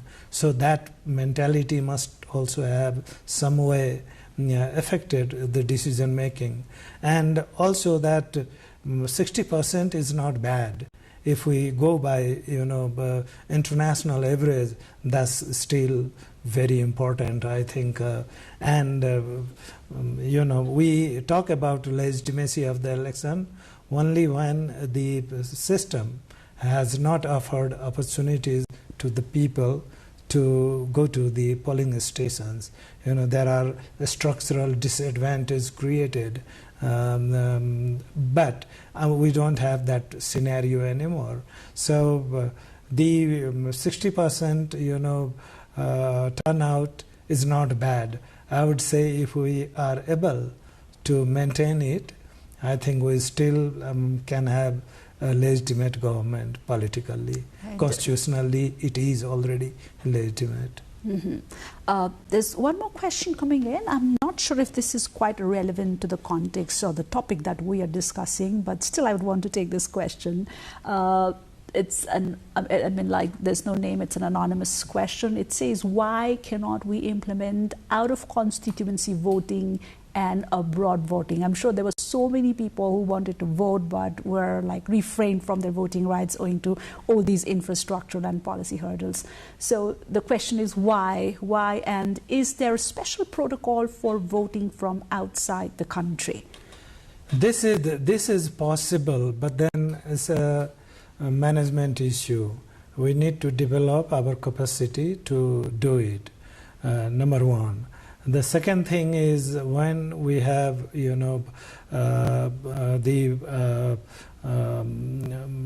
polling stations, organized outside the country, the political power of the government will get limited, because it's not just about casting the vote, it's about exercising political freedoms.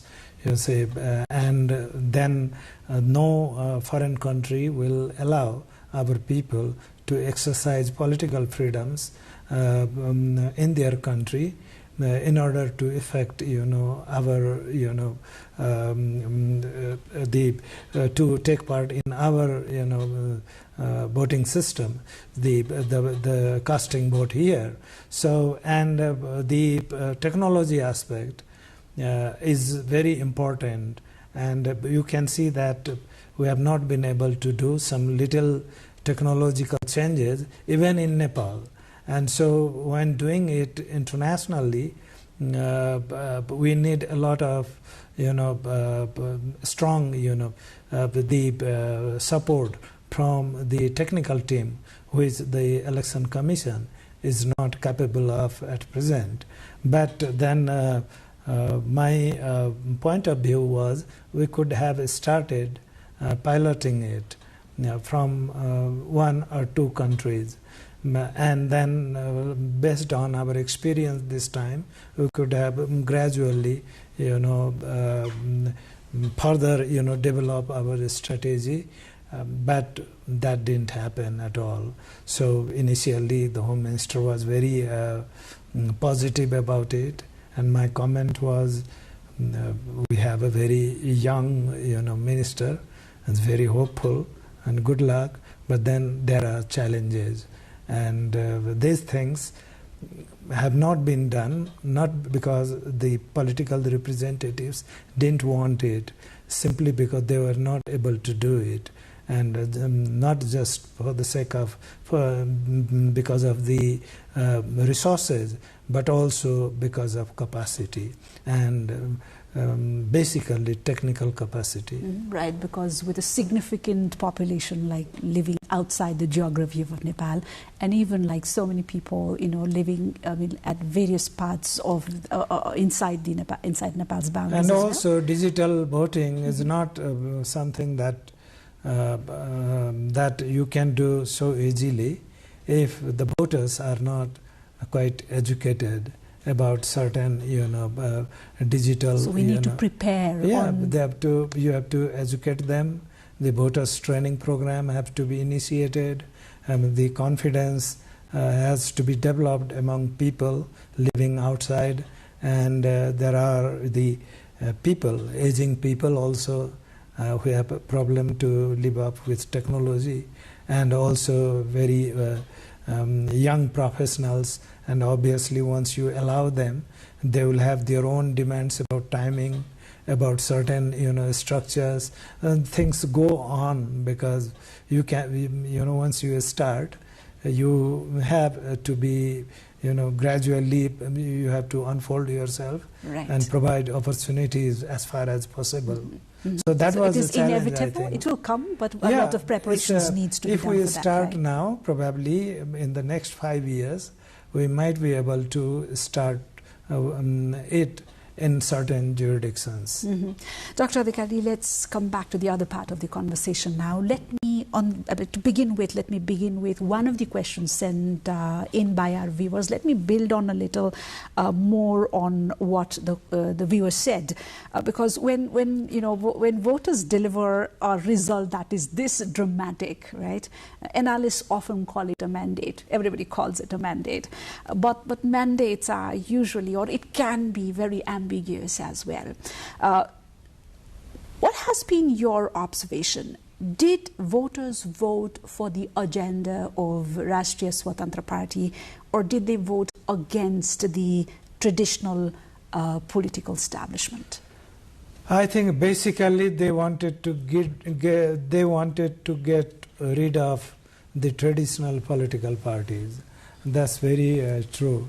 I mean, I thought that Nepali Congress will still perform because there was a change of leadership, and the new leader was certainly a cut above others, and somebody who really one of the smartest politicians in the country. But then people were not able to recognize, because they wanted to get rid with political parties. It's because of the habits, the culture, the political culture of the ruling elite that developed a very sinister face during the last 10 years, or even for many decades, I must say. So but then there are voters who thought of who went through the party manifesto also, who really thought that there are educated people with RSP.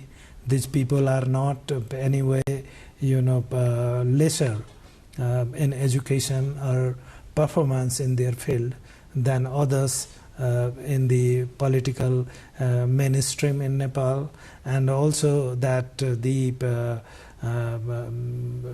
especially recently Balendra Shah, as a mayor, he performed very well. So the political parties especially, they didn't like him so well, but then people were able to see that the Kathmandu, metropolitan city they lived in was not the same after 3 years of his tenure as the mayor. So the changes are something that have been noted, and the political side is also very prominent. You can see the mayor comes from Madhesi background, has a Madhesi background, but has a very strong national perspective. That's something many Madhesi leaders lacked in this country. They always talked about their narrow framework, rather than talking about the nation. And this gentleman was very different. So he never talked about his ethnicity, talked about the country, the change, the development, the positive scenario that we needed, and he delivered. So that was something that was a very good example that RSP was able to share with the voters in its public programs throughout the country, and that helped the party to really generate interest in its perspectives.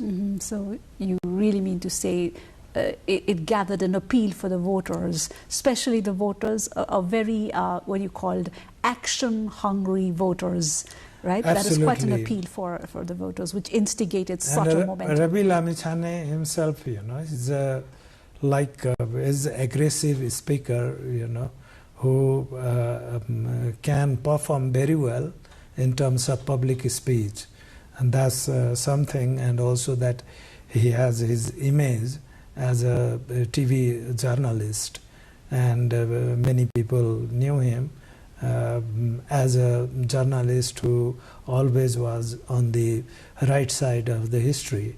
So that has had certain advantage. And also the new faces, these people were not controversial, the candidates that were given, but rather you can say they were least known but not controversial, and mostly educated. And so in in an environment where you don't have good options, they came with options. So the traditional parties have to look back and see where they committed mistake in their election campaigns, and the mistakes are very clear. And even for the new force, Dr. Adhikari, because around the world we've seen movements rise very, very quickly, especially during periods of public frustration, right? But governing requires some really strong administrative capacity, policy frameworks, and institutional coordination, which you already stated the new party or the new force is still gathering and building on. So from your perspective, what would be the most immediate institutional challenge for any new government that emerges from this election? I think the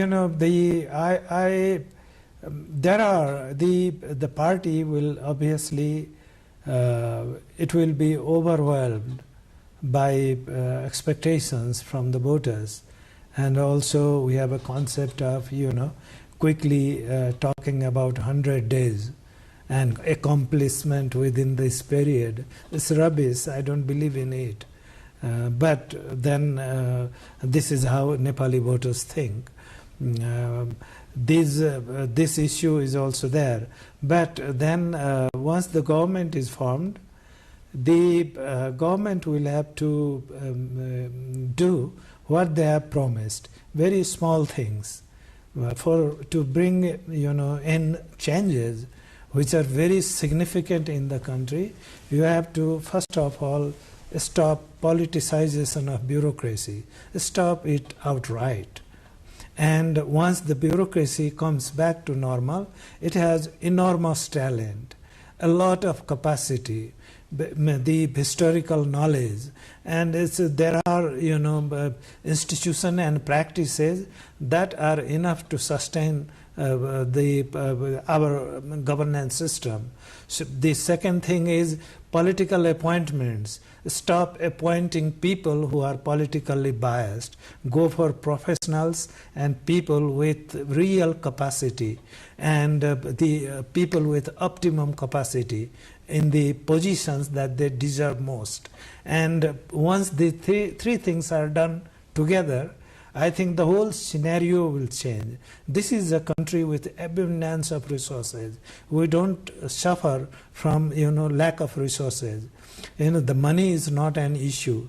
The reputation of the country is still very good, and we have a very good network of relationship internationally. Now that the government has to balance international relations, make sure that our processes are autonomous and with young people and leaders like RSP, the challenge is to make sure that the new establishment is believed by both our neighbors as well as the international community. And that's very significant because they very often tilt towards one side and lose the goodwill of the other. And this is not how a country can go forward. So similarly, the budget, our national budget is always underspent, less utilized. The development programs have not been successful. So the management capacity has been a disaster because the people who have been recruited are incompetent people. Once these competent peoples are on board, things will have a very positive scenario. And Nepalese have been looking forward to see that democracy is at work. And that is something that the new government will have to assure. And these little things mean a lot to the common people. And they know that the government is not going to distribute cash to them. So nobody is expecting it. They want that the service delivery is not obstructed. So whatever is there in law is hopefully in reality as well. So this is something that comes as a challenge.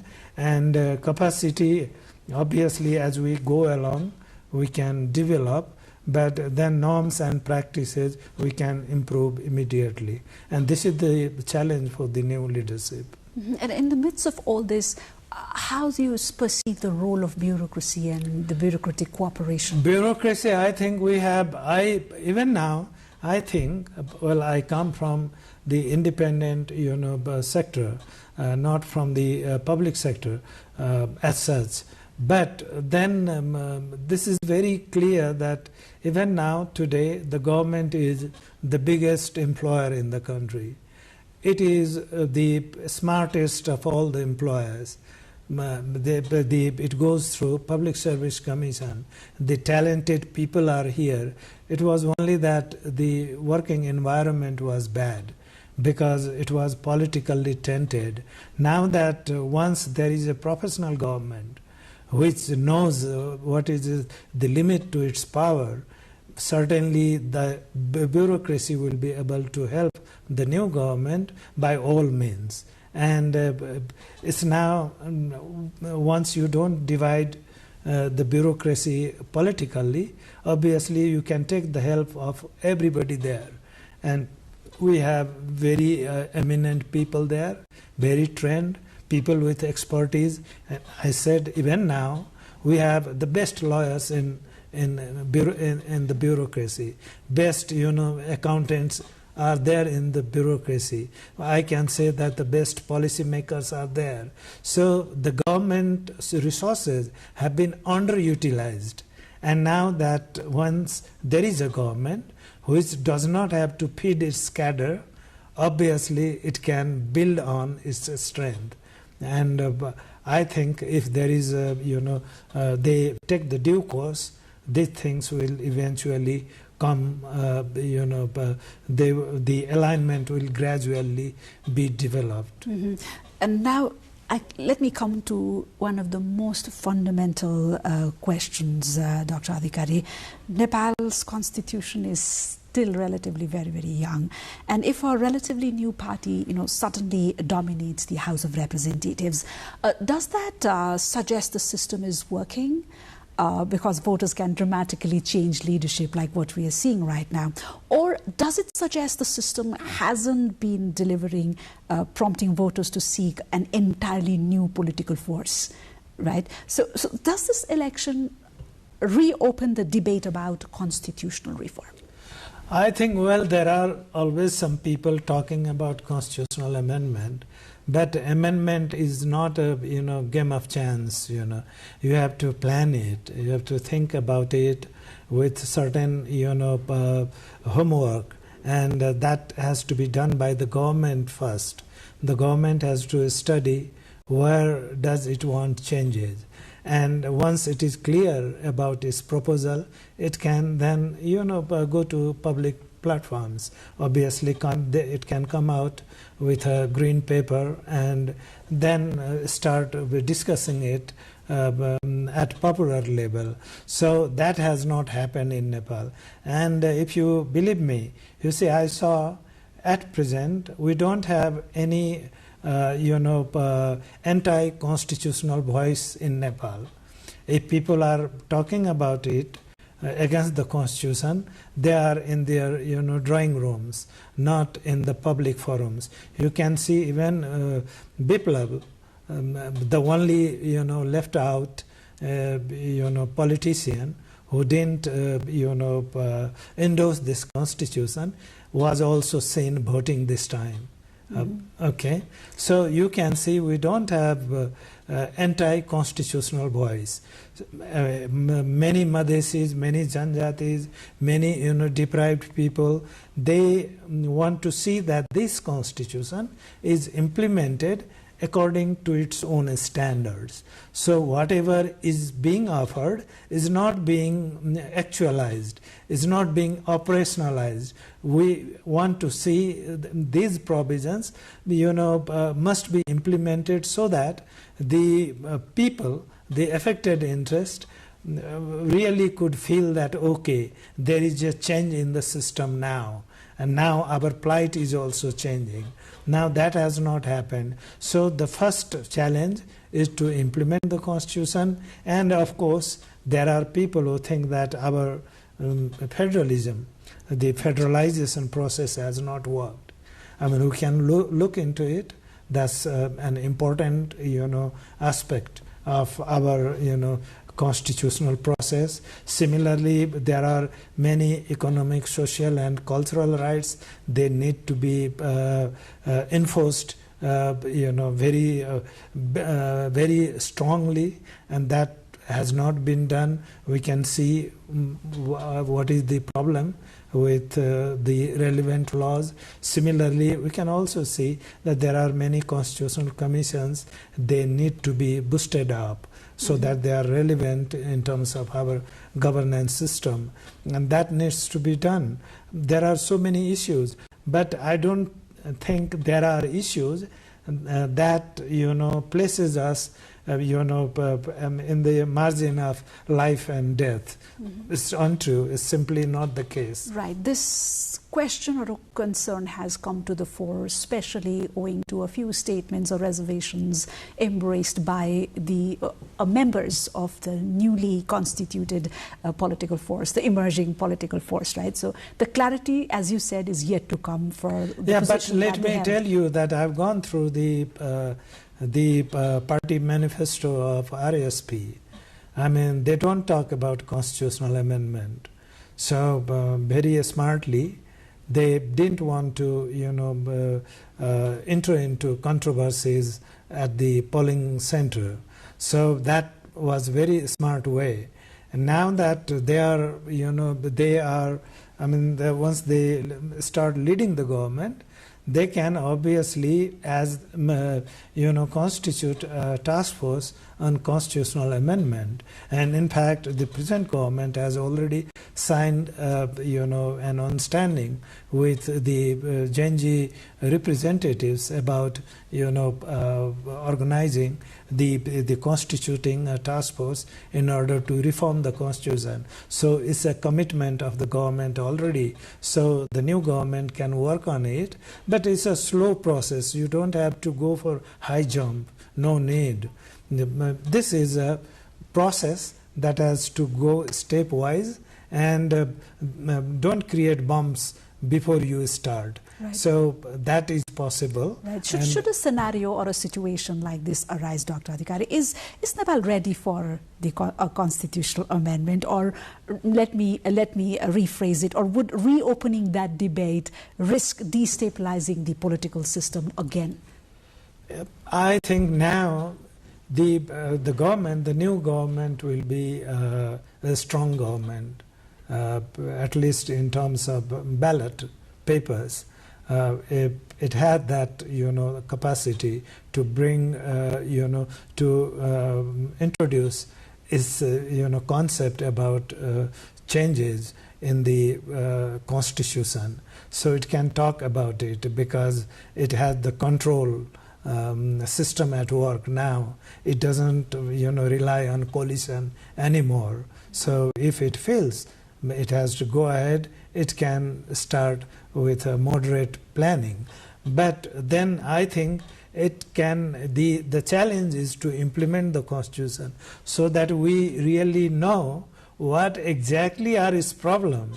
I mean, we are hypothesizing, talking about something we don't know fully. I'm a constitutional expert, but I feel that even today there are many provisions in the Constitution that have not been given enough opportunity towards implementation. It's because the government of the day thought that it's not necessary. For example, the Constitution has a provision for creation of autonomous regions. I mean, there are many people who are thinking in terms of, protecting their identity through the political structures. The Constitution had that vision in the document, but then that has not been done. No law has been passed towards that, particular objective, and so many people feel that okay, we are a minority, or we are a small ethnic group or deprived ethnic group, and we are not able to have our own regional system, even though the Constitution has offered it. So that's something that's we should not lie about our political system. If it is there in the Constitution, it has to be on the ground as well, and that is something that has to be explored now. That there is a constitution, the new government, which does not have any controversies with it. Of course, with leadership there are certain issues, even with RSP, but then these are always there in a lively political system. But once the government is instituted, it can go through all these constitutional provisions and make sure that they are implemented to know what are the reforms actually needed so that we can do the job better. So the Constitution has a framework. So there we talk about constitutional change so much. This is not necessary. This Constitution can be used for present purpose even without amendment if there are right set of people able to implement it. So this is what we have to think. Thank you, Dr. Adhikari. Thank you so much for coming over and sharing your very insightful thoughts. My pleasure. Right. The election results suggest that Nepal may be entering a new phase in its democratic journey. A new political force appears to have captured the aspirations of voters who have grown impatient with instability and political stagnation. But elections are only the opening chapter, and Nepal's political system is shaped by institutions, federal structures, and the constitutional framework established under the Constitution of Nepal 2015. Those institutions move more slowly than electoral waves. So the real question now is whether this moment of political change can translate into something more durable, stable, governance and institutional reform and renewed public trust. And that was a discourse that we had with our constitutional expert. And that's it from this special dialogue program. We'll continue to bring in you more aspects of the Nepal elections 2026 in our programs that will follow in the following days. Until then, from the entire team, goodbye.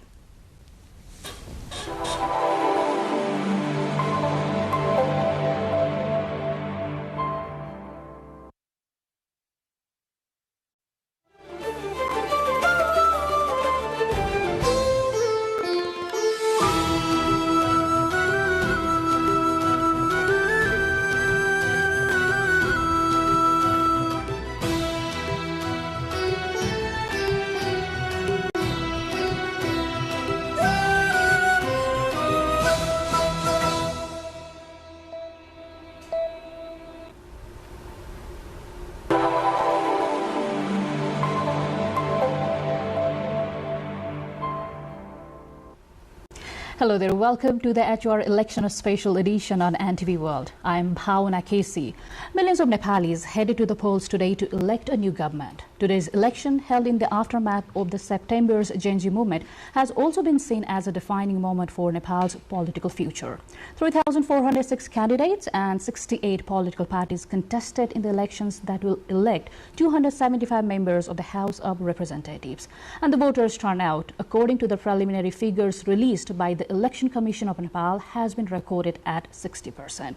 To better understand the electoral process, monitoring mechanisms, election observation activities, and the overall conduct of the election, we are now joined by a panel of election observers. Joining us are two international election observers, Brisa Magarat Rosales, Executive Director of the Asian Network for Free Elections ANFA, a regional organization dedicated to promoting democratic elections and human rights across Asia. We also have Rona Ann Caritos, Head of Mission ANFA Election Observation Mission. We also are joined in by Dr. Gopal Krishna Siwakoti, Chairperson of the National Election Observation Committee here in Nepal. Welcome to the NTV World and thank you for joining us. Thank you. Thank you also for having us. To our viewers, before we proceed, to all the viewers watching us live, we'd like to inform that we are taking live questions as well. Please do send your questions through our official Facebook page, NTV World.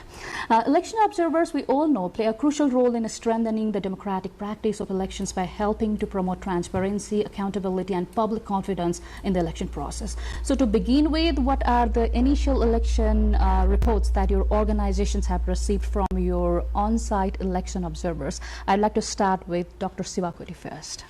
First of all, thank you very much for having me in the show. As a national election observation organization, we do set certain benchmarks with regards to audit the entire process from independent perspective. So our observers, first of all, do act in accordance with the internationally recognized principle of domestic observation, and we also do have on set of code of conduct that we apply in the process of election observation. That's number one to start with. Yes, in our election, means this particular election is, as you already know, is an early election, Genji movement triggered election. So this election has come to a point with a lot of complications, political vacuum, as well as multiple challenges concerning the holding of the free, fair, and credible elections. So, but by and large, this election has attained the universally accepted certain principles and benchmarks. So, for example, universal adult franchise, human rights friendly electoral process, inclusion as its core component in terms of representation, and the overall management, election management, has been quite satisfactory. So we are always above average in that sense. So this time too, if you compare with the past elections, of course the number of voters turnout seems to be slightly lower than what the Election Commission has stated, has released the preliminary figures, and the Election Commission of Nepal says the voters turnout is at 60%. Well, it is again on the lower side than what we have witnessed in the previous elections. 2% lower. Yeah, 2% or sometimes 5% lower than before. But more or less, the people's sovereignty has been manifested in the ballot. So the dedication, the commitment towards the competitive electoral process has been quite a successful endeavor in this election as well. So we are hoping for a better transition as well as safer landing of the highly complicated and highly charged political fiasco that this country has witnessed in the recent past. So we're happy. We're happy that election has been conducted in a free, fair, and very much a credible manner, but also with some exceptions of irregularities and little bit of mismanagement, also administrative hurdles, and some other like incidences of sporadic violence, etc. But we can safely say that this is an acceptable election in terms of international benchmarks as well as domestic kind of prerequisites that were set to hold this election. Brisa, I would like to ask that you are here in Nepal for the first time for the election observation activities. So, your organization, it's ANFA. So, what are the initial findings that your organizations have find from today's election? Okay. So for election day or today, so coming from the 303 observed polling centers today by ANFA observers, so we found the elections peacefully and orderly administered. So it was peacefully and orderly administered, one, because of the highly visible security deployment. So we saw the deployment of different election police, Nepali police, and then at the same time, it actually contributed to the stability and to maintain the orderly and peacefulness of election day. But aside from that also, we have some findings with regard to the persistent problem on accessibility, inclusion, and participation, especially with the participation of elderly voters, persons with disabilities. So we received reports that, of course, the highlighted problem on infrastructure. So it is not that accessible for them. And at the same time, as international election observers and also speaking on behalf of the domestic observers, we found or we faced limitations with regard to access, time limitation on how long can As we you observe talk of the challenges regarding the accessibility, how your organization, because you belong to international election observation organization, how the organization like yours do overcome these kinds of hurdles? Actually, we overcome it by presenting it rightfully to the Election Commission of Nepal, to the members of the parliament, because observation doesn't stop on election day.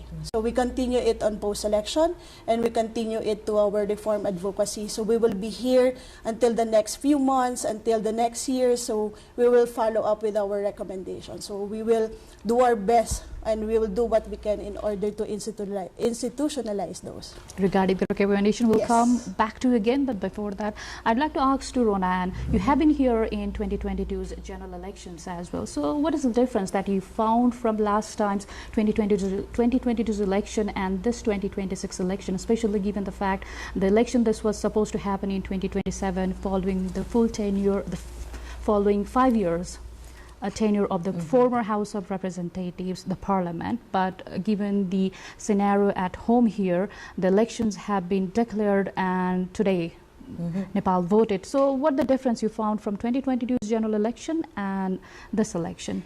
Thank you for your question, Vauna. ANFA was also present in the 2022 general elections. I think I can answer your question in 3 main points. 1, similarity, and 2, differences.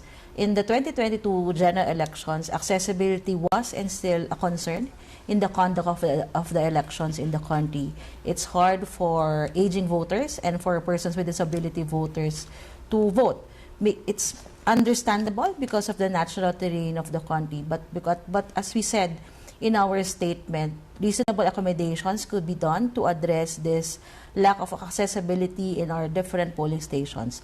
The 2 differences, if you compare the 2022 general elections to the elections we had today, is 1, the presence of security forces. There are more security forces now compared to the 2022 general elections, and it's quite understandable because of the Gen Z movement last year. The second difference is, again, just like what Bisa mentioned, the accessibility of the polling stations to observers like us. I remember in 2022, it was easy for ANFREL to enter the polling stations. But in the elections today, we've received multiple reports from our observers that it's hard to gain entry in the polling stations. The election police had to call up their superiors to ask for permission for us to go or enter the polling station. So those are the 2 main differences and 1 similarity if you compare the 2022 general elections to the elections that we had today. Okay, so as you talk about the election security and the election environment, based on your observation, how you found the overall security situation today? It was good. The presence of the police generally contributed to the peacefulness and the orderliness of the conduct of the elections. But in our statement that we released earlier this evening is the presence of this police, of the Nepali police in particular, with the long firearms inside the polling stations might cause that undue influence or fear in the voters, because we have seen and we've received reports from a number of observers that these Nepali police with the long firearms are beside the voting booth, behind the voting booth, or in front of the voting booth. So that's not regular if we take a look at other elections. Dr. Sivakoti, how you found the election environment, the security situation today here in Nepal? Yeah, security-wise, the same old radius was maintained. So the army was on the last circle, and followed by armed police force and Nepal police and the election police. And I believe there is also the presence of intelligence. So overall, due to the presence of the security forces, the situation was under control by and large. But again, there has been always a perceived threat in two ways, because heavy presence of the security forces is not a deterrent factor alone, because people may have a different kind of perception, and the voters may perceive as a kind of threat, a kind of intimidating situation, or maybe some kind of threat that some kind of violence might take place, so that there is a heavy presence of the forces like that. So we are not for holding the militarized election. That is not our purpose. So the more security forces doesn't automatically lead to the better peaceful situation or sense of security among people.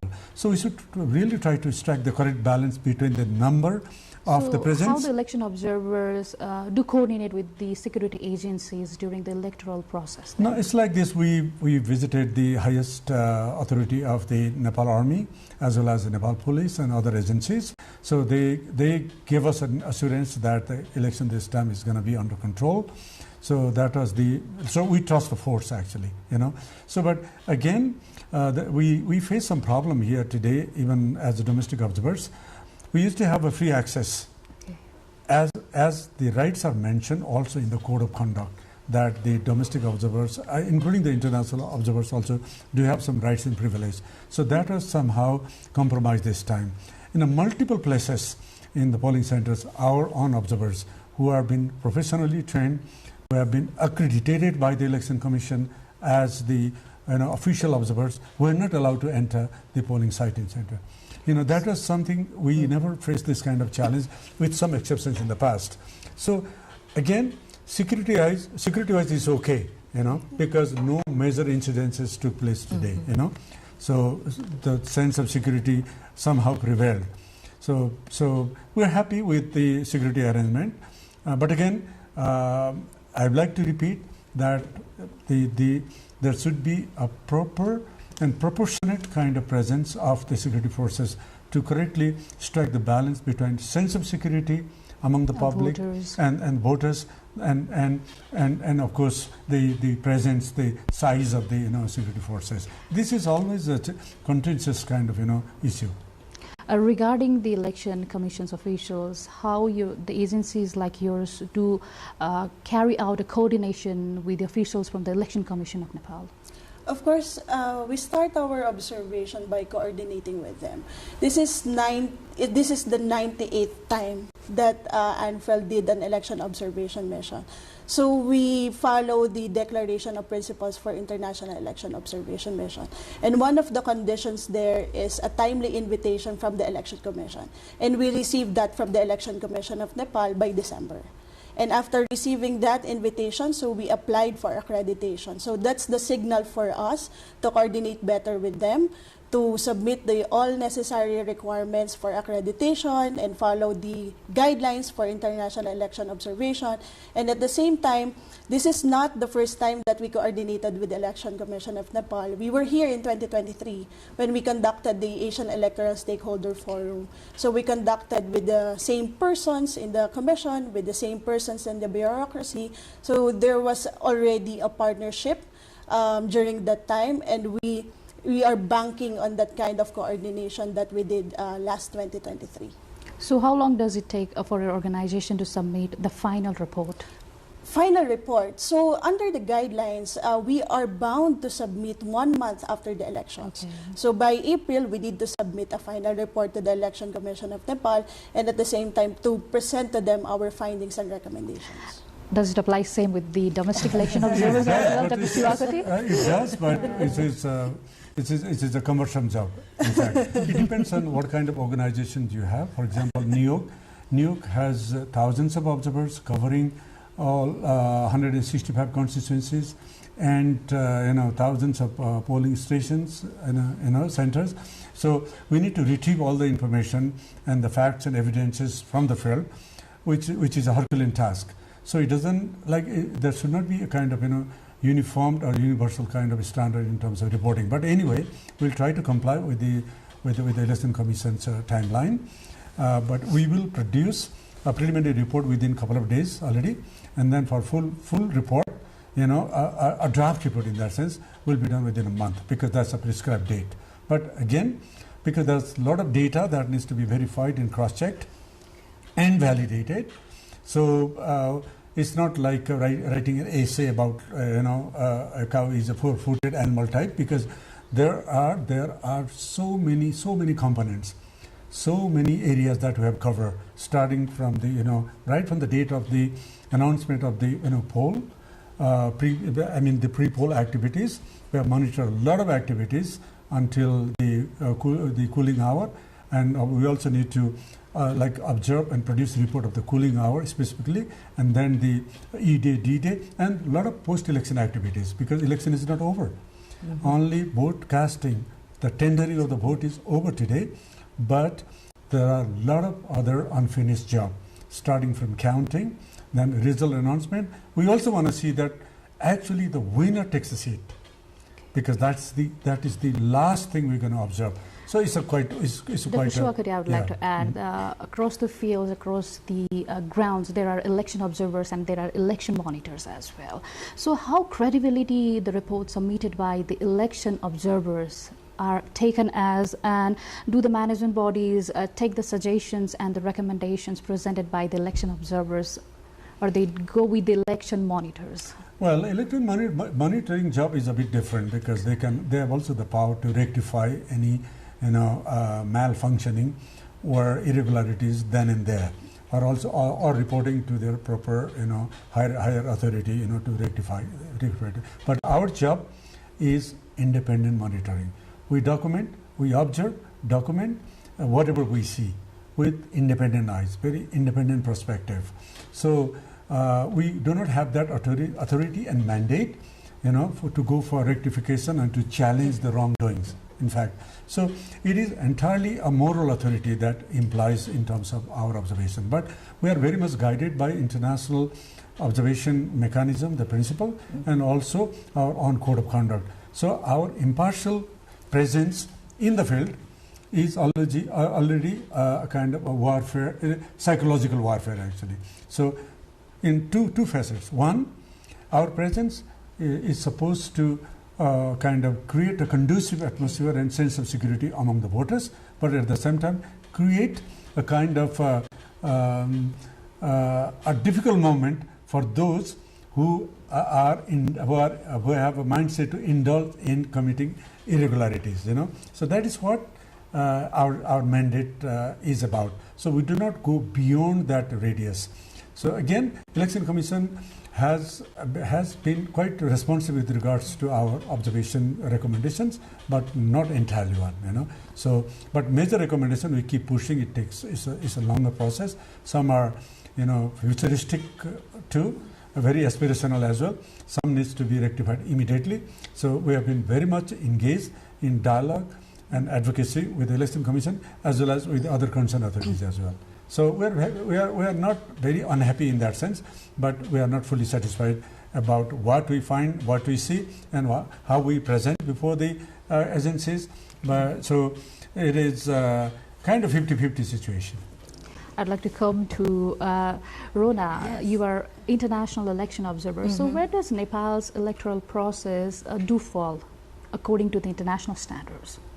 Well, it falls in the spectrum of a good to very good conduct of elections, because as we mentioned earlier, conduct of today's exercise is done in an orderly and peaceful manner. And that's always what we look at when we observe elections all over Asia and maybe all over the world. So the election today of Nepal has been conducted in an orderly, peaceful manner, according to international standards we hold dear in our respective organizations. For an international observer, they have to look at themselves to a newer country. So why you feel an international election observer is required to go to another country and to monitor or to observe the election activities there? What is the importance as for you? But the voters' expectation. No, what I mean here is that the election observer, the international election observers, they have to look at themselves to another country to conduct the election observation activities. So why the international election observers are much necessary to carry out the election observation activities? Okay, so the very essence of election observation, you carry that. Actually, I don't want to call it power, but you carry the responsibility of legitimizing or delegitimizing an election based on election standards. So we follow this set of standards and methodology. So as election observation, as election observers, of course, we carry that kind of responsibility. And you want also to see if there is a public confidence with regard to the electoral process and public confidence with regard to the electoral results. So the acceptance of the results is very important, and at the same time, the transition of power, that's something that we are also concerned of. Right. So because you also want to check the electoral framework, the electoral institutions, on how the institutions will respond to your recommendations and findings. So for the wider acceptance of the results. So we are also taking the questions from our social media handles as well, and we have a question from our viewer. So before we continue, I'd like to ask a few questions that we have taken from our social media handles. Adisha Bandari asked, how was the situation in the constituencies of the heavyweights according to your reports or observations? I would like to start with Dr. Siwakundi. All right, yes. Well, elections are always confrontational.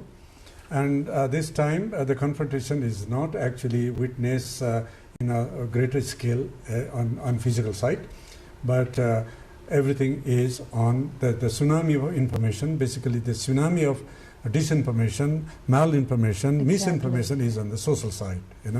So the curated information, what we have seen, and the what you call astrosurfing, what we have seen so much in this election, is something very much troubling. So more or less in the heavyweight or iconic figures contest election, there has been a little bit of scuffle in one or two places. Otherwise, it's a business as usual. But again, I repeat that the social side has already hijacked the whole integrity of the election this time around. So this kind of thing usually happens throughout the world. We have seen this tendency across the world as well. Whenever there is an election, the social media platforms, they are usually flooded by the misinformation, disinformation. So as an election observer, what is your finding on that? Yeah, that is what we have seen right from the beginning is that even before the election, during normal time back in 2025, for 3 months starting from April to June, we Nepalese uploaded 2.8 million, means 28 lakhs fake contents on TikTok platform only. So that shows that how we have been engaged or indulged in this kind of activities. So we can easily imagine that the level of or the magnanimity of the fake contents that has been floating even now on the social media. Even today, during the election day or during the cooling hour also, there has been the flood of misinformation and disinformation, challenging the mindset and sovereignty of the independent voters actually. Because the echo chamber, there are different terminology which has been created because of the algorithm that has hijacked and swayed away our mindset, the independent sovereign votership. So this is very much troubling. So again, just to address this question, we may not have seen a lot of complications or use of muscle power. The political heavyweights? Yeah, heavyweight anywhere, but it has already been very much encroached, on the social media. That is really, really troubling for us in order to maintain the sanctity of electoral engineering in our country, and it has become somehow universal as well. So I'd like to ask Rona as well. You have been here in 2020 general election as well, and this time you are here as well. So the social media engagement, it has definitely increased from last time. So what your organization found regarding the misinformation or disinformation or those kind of engagements in the social media platforms? Well, just to answer your question in 2 levels. The first level is we've been talking to stakeholders across the spectrum, talking to them about this problem of disinformation, and they've always told us that there's a shift in terms of campaigning as well as the access to information of the voters in the social media. And this is in comparison to the 2022 general elections, where is this balance still between traditional and non-traditional media. So there is now a shift in this election of people going more into online campaigning in terms of the candidates, as well as voters going into the online platforms for their source of electoral information. So the problem of disinformation, ANFA does not have a specific online media monitoring in this election, but we know that there is a specific unit in the Election Commission of Nepal that was created specifically together with the security forces of Nepal to monitor disinformation. And we would like to ask the Election Commission for the information or transparency as to how this unit has operated and has worked in their fight against disinformation in this election. You have been through several countries for the election observation activities. So is there any kind of incident you'd like to recall that was quite surprising or shocking regarding the misinformation or disinformation? I can talk about my country, the Philippines. The Philippines has been cited as patient zero when it comes to the problem of disinformation. Okay. So that's one shocking. And in 2016, or roughly 12 years ago, I hope I get my number correctly, roughly 12 years ago, there was lots of fake accounts, bots, troll accounts. But in our elections, in our last elections, last year, 2025, these troll accounts actually transformed to real accounts. Okay. People having this alternative version of what is true. So that's what's scary in the Philippines right now. 9 years ago, it was people just creating misinformation, disinformation. Okay. Now in the elections last year in the Philippines, we saw that there's actually groups of people believing in an alternative version of what is true. So that's what's scary. There's alternative versions of truth now, especially in the elections. If I may add also, okay. One particularly a factor that would affect when it comes to monitoring online media, it is the action of an election commission. So looking at different jurisdictions in different countries, because for example, we implemented an online media monitoring in Bangladesh and in the Philippines, but we don't have any social media monitoring here in Nepal. So we could definitely say that the efforts of Election Commission would really factor in. Because if there will be guidelines on how to properly monitor it, and how to temper it also, on how to monitor official social media pages, or on how to monitor an affiliate pages. So it will make a difference when it comes to doing it with a proper methodology and very systematically way of reporting it. Another factor is the coordination with social media platforms. So even though you have an effort, for example, an election commission has an effort to do social media monitoring, the priority lane, the fast action of social media platforms would also factor in. So the combination of stakeholder partnership is actually the best way to do social media monitoring. May I add quickly on this? Yes, because this is one of the most troubling things in our daily life, and of course, the disinformation tsunami has really been an issue of critical concern for us.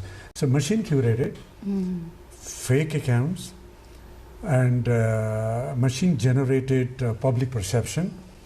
And it takes place somewhere out of the radar, And even the Election Commission or other agencies also cannot there are track down. fact-checking organizations as well. So do the election observer agencies coordinate, or they collaborate with them to fight to tackle this kind of misinformation? We try, but it's our effort is very minimal in that sense, because it's the flood, as I said, tsunami is so big that it's like a firefighting, like burning thousands of houses and firefighting. We have 1 or 2 firefighters.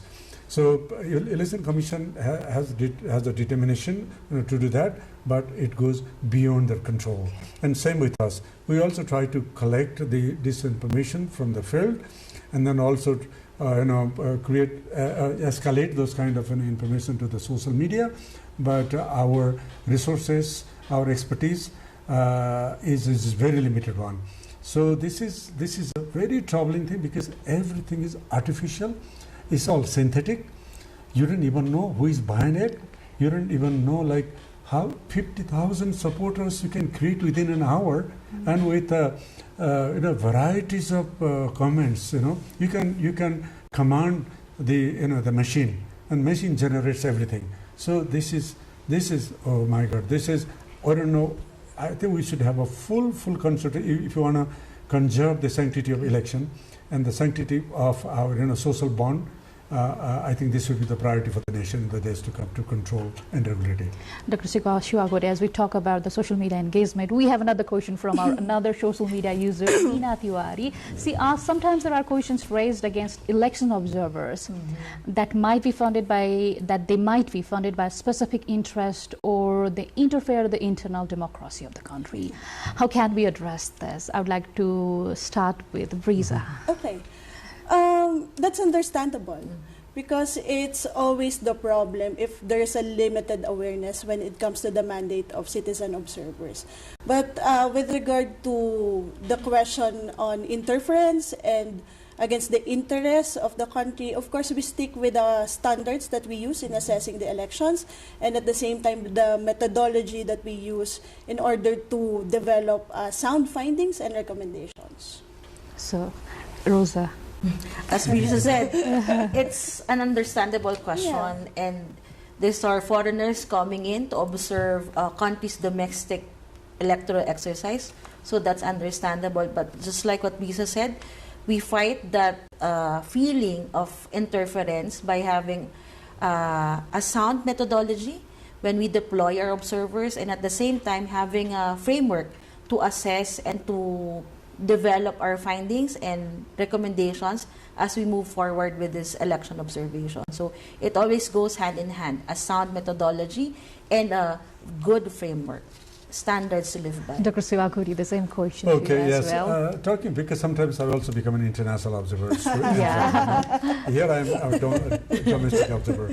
So the minute there are elections in other countries, I automatically become an international observer. So our presence is founded on the principle of democracy. Democracy has no border. Human rights is borderless, and the freedom, the political freedom or democratic freedom knows no border, right? So on the basis of that, our presence, in other countries, especially during election observation, is based on a very, very serious conviction and conscience. So we use our conscience, to actually to safeguard, to help safeguard the democratic, polity, the larger freedom, and the electoral sanctity in other countries as well. So it's a reciprocal thing. We invite international observers, and openly, without any constraint. And so we do understand that they have no vested interest, as sometimes there has been some speculation. And because we know that we do not carry any vested interest when you go to other countries for election monitoring or observation, right? So everything is universal, right? This is universally accepted principles that we go to Africa region for election observation. Africans do come here. We go to United States for election observation. Actually, we've also been there, and then they also do come here. So it's because we follow the basic code of conduct and the sanctity within ourselves. We are self-disciplined very much. So even as the domestic observers, it's the same rule follows with regards to our conviction and courage to do that. So there is any ill intention or any kind of vested interest behind it. cleared. Okay, so those were the questions from our social media users. If you're watching us live on NTV World, you still can send us questions through our official Facebook page, that is NTV World, and we shall take more questions from our viewers as well. So regarding today's election process, so was there any kind of reports of intimidation, disturbances during the voting process during today? Did your organization receive any such kind of information? Asking me? Yes, we did, very few. We were anticipating more, given the background and the context of this whole election process. But that it has been very much limited and very much minimal one. But even one incident should not have happened. Actually, there are incidences of like even trying for vote buying and certain level of intimidation, and some degree of violence also took place in couple of polling centers, in fact. But if you look at in totality, the sanctity of election was very much maintained. Yes, but there was no killings. There's no kind of kidnapping of the candidates as such. But there was incidences like beating of one of the independent candidates in the southern plain, and there were incidences of organizing feast, in and around the polling centers, etc. And of course, election campaign materials were also seen in around 4% of the total constituencies, which should not have been there as part of the code of conduct. So we also witnessed that.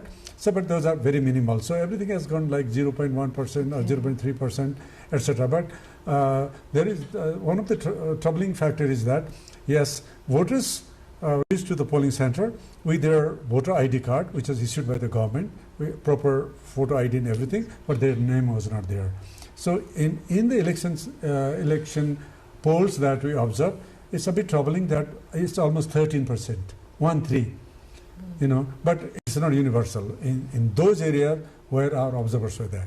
Okay. Yeah, otherwise it limits to like 0%, 0.1% or 2% or less than 3%. So which is very much acceptable in that sense. So during times of such incidences, do election observers intervene or to de-escalate the situation if there is a violent situation there? We don't. Okay. That is not our mandate. Okay. First of all, we are again simply observers, but we meticulously observe, and our presence itself is a psychological warfare. That people know, that everybody knows that, there are independent observers, right? Okay. So that deters, very much deters the irregularities, right? But we document and we observe, document, and prepare a report so that the whole thrust behind our presence is that it will automatically, or indirectly would discourage them, to commit this kind of irregularities. But again, we are not monitors. Rona, Dr. Shivakati says that some of the voters, they were unable to find their names in the voters list when they reached the polling centers. Did your organization also receive such kind of information? We received a number of reports like that, but these voters were redirected right away to their correct polling station. So the concern was immediately rectified and resolved right away by the polling officials present in the concerned polling station. Okay, so I'd like to come to Priza.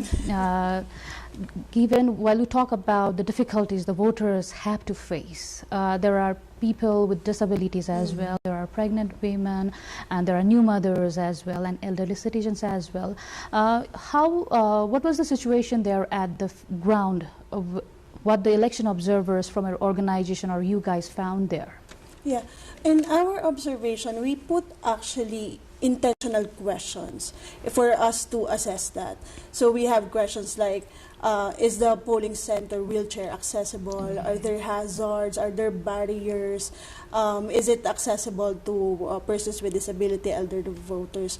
So of course, in our reports, we received reports pointing out that there are some problems when it comes to accessibility.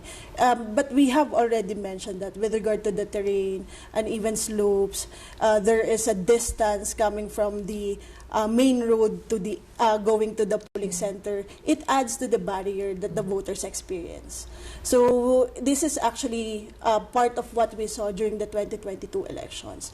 And hopefully it can be solved by in the future elections, that there should be more reasonable accommodations that can be given to the voters, because we also understand the limitation when it comes to infrastructure, because the schools are already there, the temples are already there, or in other open parking spaces, or in any other open spaces.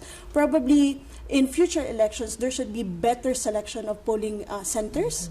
There should be reasonable accommodation. For example, you put a priority polling station near the entrance, so it will not be an added barrier that the voters will experience. So those recommendations are recommendations or an actual operations that we saw in other countries to solve the accessibility problem. So how is accessibility different here in Nepal from the other countries? There's an inherent problem here in Nepal, especially with the terrain. Yeah, so that's an inherent problem already. So with the powers within the Election Commission, hopefully they can see also those easily available solutions that can be given to the voters. Just like what I mentioned, you put the polling station near the entrance. So don't add a barrier that they still need to walk going to the queue, although they have a priority lane. So you put it near the entrance, and at the same time choose better polling stations, because we also see that there are accessible polling stations or polling centers. Probably they can consider more of that instead of choosing polling centers with distance, slopes, and at the same time you need to go up like temples. So that's something that the Election Commission I'd like to come to Dr. Siwakoti. As Nepal is geographically a complex country, we have the news reports as well where a voter has to walk for miles or for hours to reach a polling station. So what's your take on that? Yeah, as Risa mentioned about inherent challenges, but there are also artificial challenges created, in terms of restriction of the mobility. For example, on the election day, I have been to several other countries during elections that public transportation is very much accessible on that day. In most of the countries. In some countries, we don't even know, how the voting takes place, right? So we need to trust the public, actually. Means the authorities should trust the public that the people with special needs should have an opportunity for a freer access with regards to mobility on the vehicles, for the vehicular movement. That's number one. Number two, what can be done like in other countries?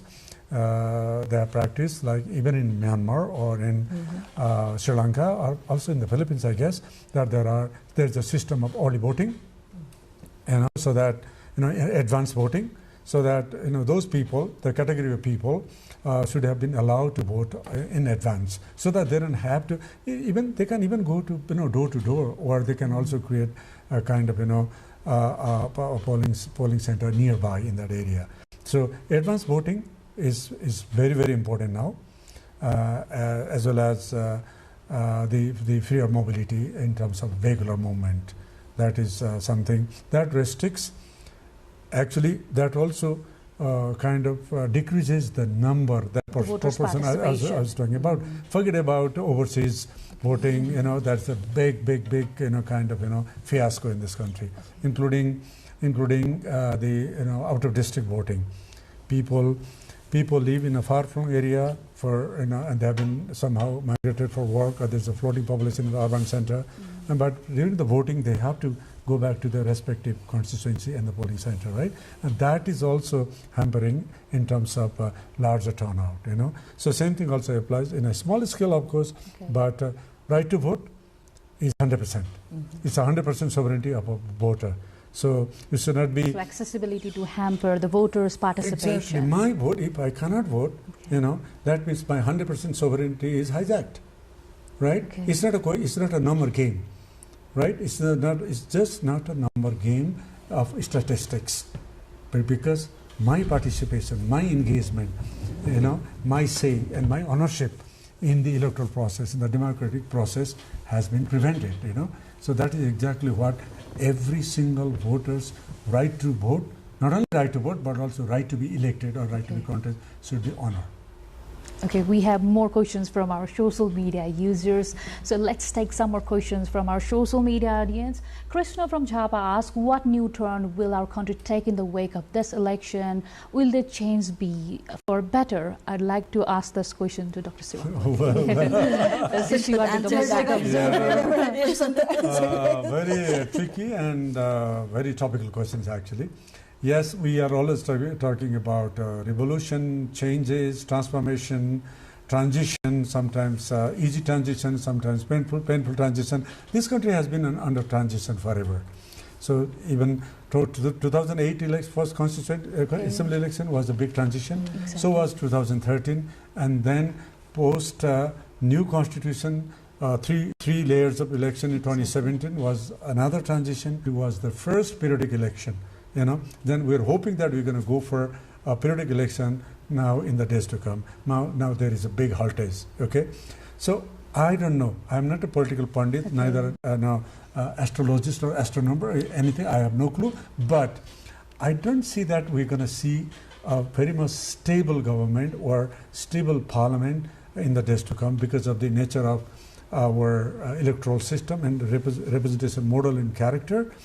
I don't see at this stage there will be absolute kind of majority command by one political party or something. That's just my guess, guesstimation.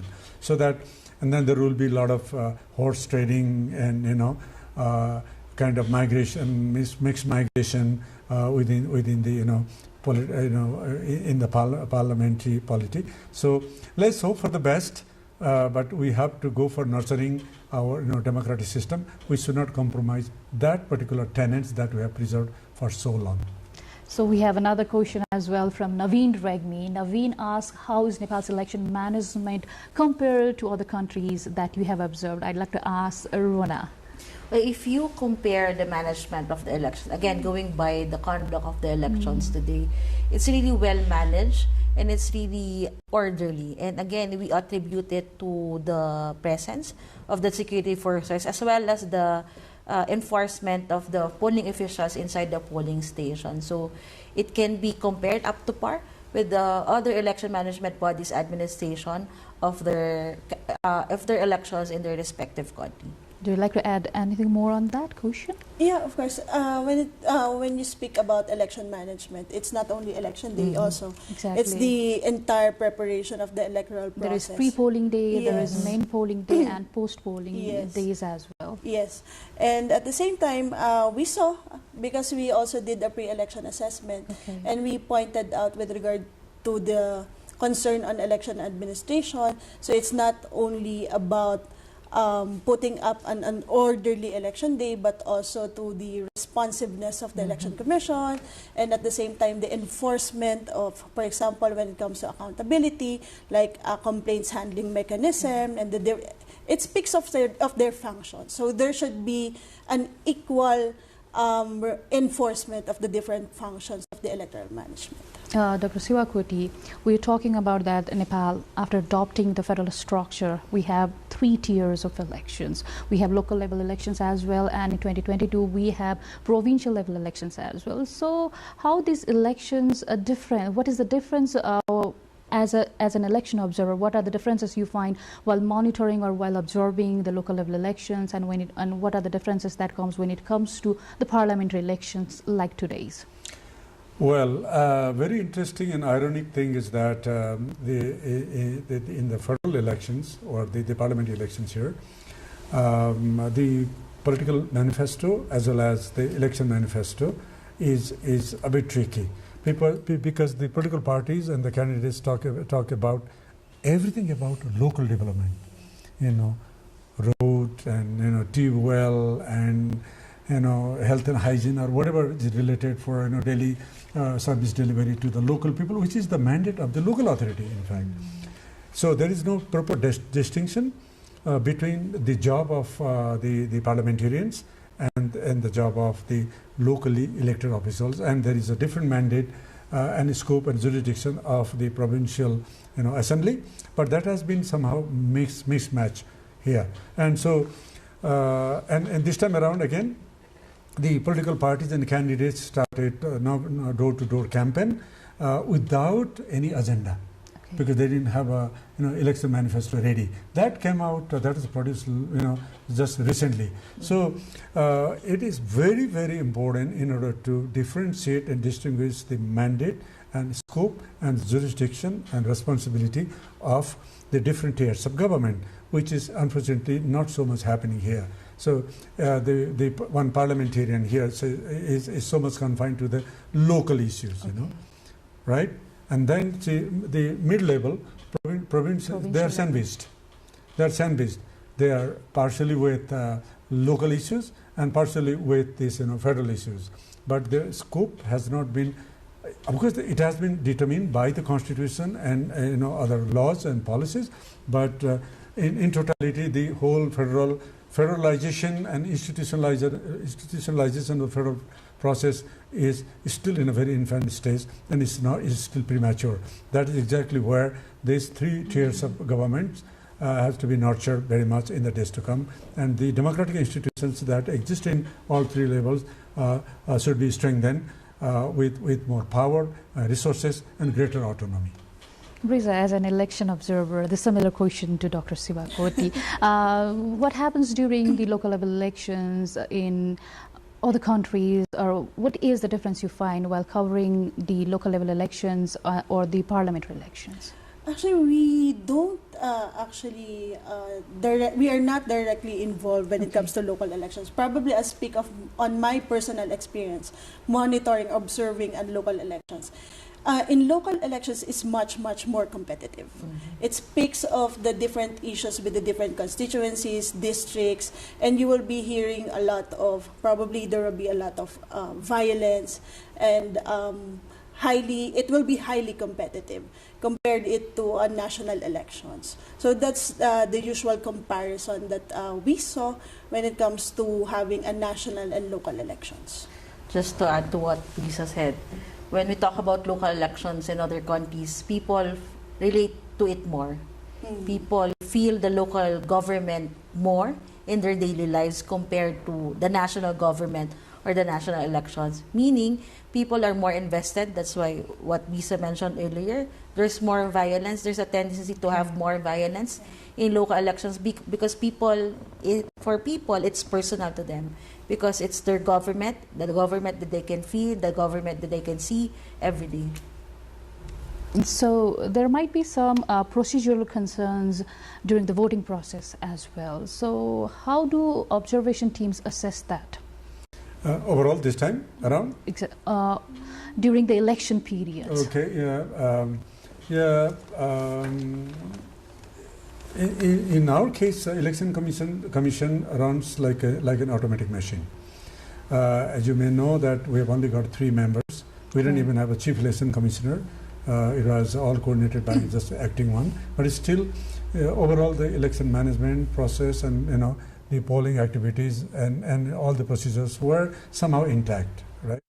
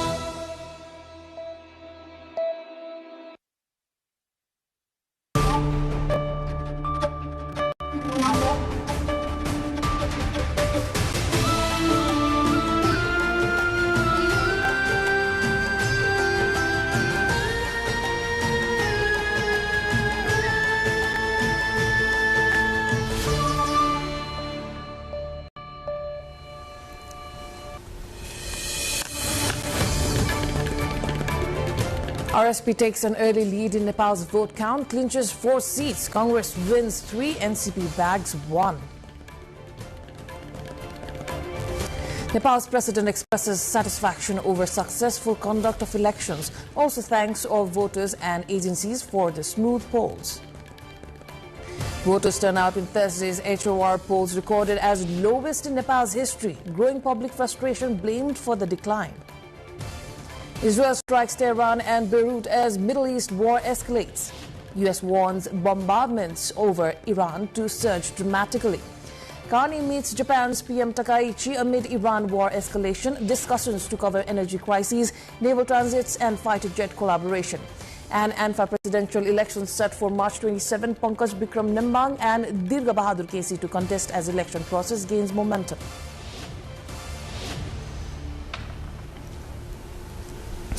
Good evening, I am April Singh Lama and this is NTV World News Hour coming to you live from Kathmandu at 2200 hours Nepal time.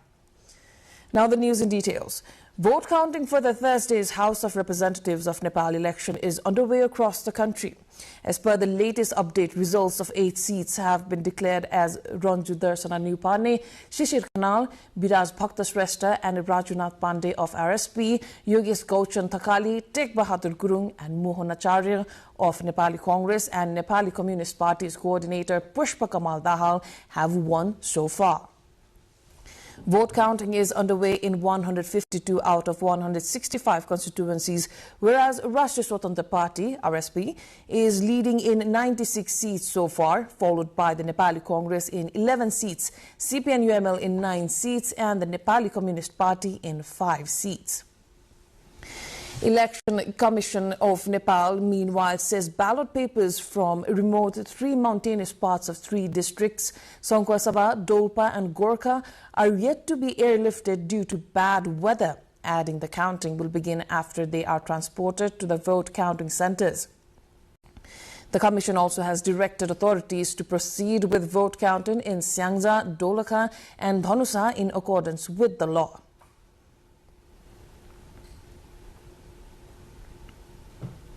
Nepal's President Ramchandra Paul has expressed satisfaction that the House of Representatives election in Nepal was conducted peacefully and helped resolve the complex political situation facing the country. In a statement issued through the office of the President of Nepal, the President said the successful completion of the election reflects the commitment of Nepalese to democratic processes.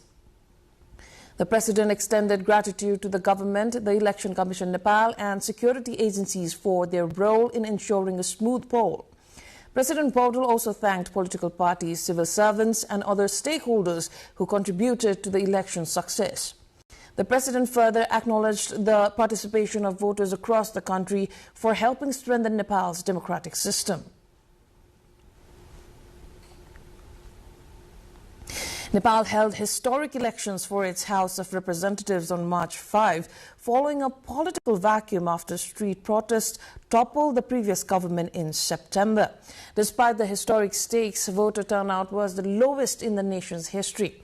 It is said the rise of the Gen Z movement offers hope for youth engagement, but the steep drop in participation may indicate growing public frustration. We will see more on this in our issue of the day segment later in the bulletin. Now, Israel's military says it has launched a new wave of strikes in Iran and destroyed a military command bunker in Tehran with 50 fighter jets, a major expansion of the war against Iran. It began a week ago alongside the United States. It also pounded Beirut after ordering an unprecedented evacuation of the entire southern suburbs of the Lebanese capital. Iran also has retaliated with missile and drone attacks on regional U.S. bases, including a confirmed strike in Bahrain, causing civilian damage. U.S. President Trump has said there will be no deal with Iran except unconditional surrender in a post on social media.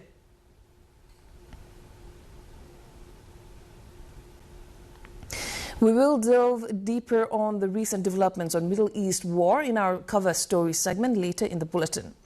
Now in other news, Canadian Prime Minister Mark Carney arrived in Japan to meet with Prime Minister Sanae Takaichi, focusing on intelligence sharing and defense cooperation amid the escalating Iran war. Seeking to pivot away from reliance on the U.S. under President Trump, Carney is advocating for middle powers to collaborate on critical minerals and regional security. The talks are particularly urgent for Japan, which faces a massive energy crisis due to the closure of the Strait of Hormuz. Additionally, the leaders are expected to discuss coordinating naval transits through the Taiwan Strait and potential Canadian interest in the Global Combat Air Program fighter jet project.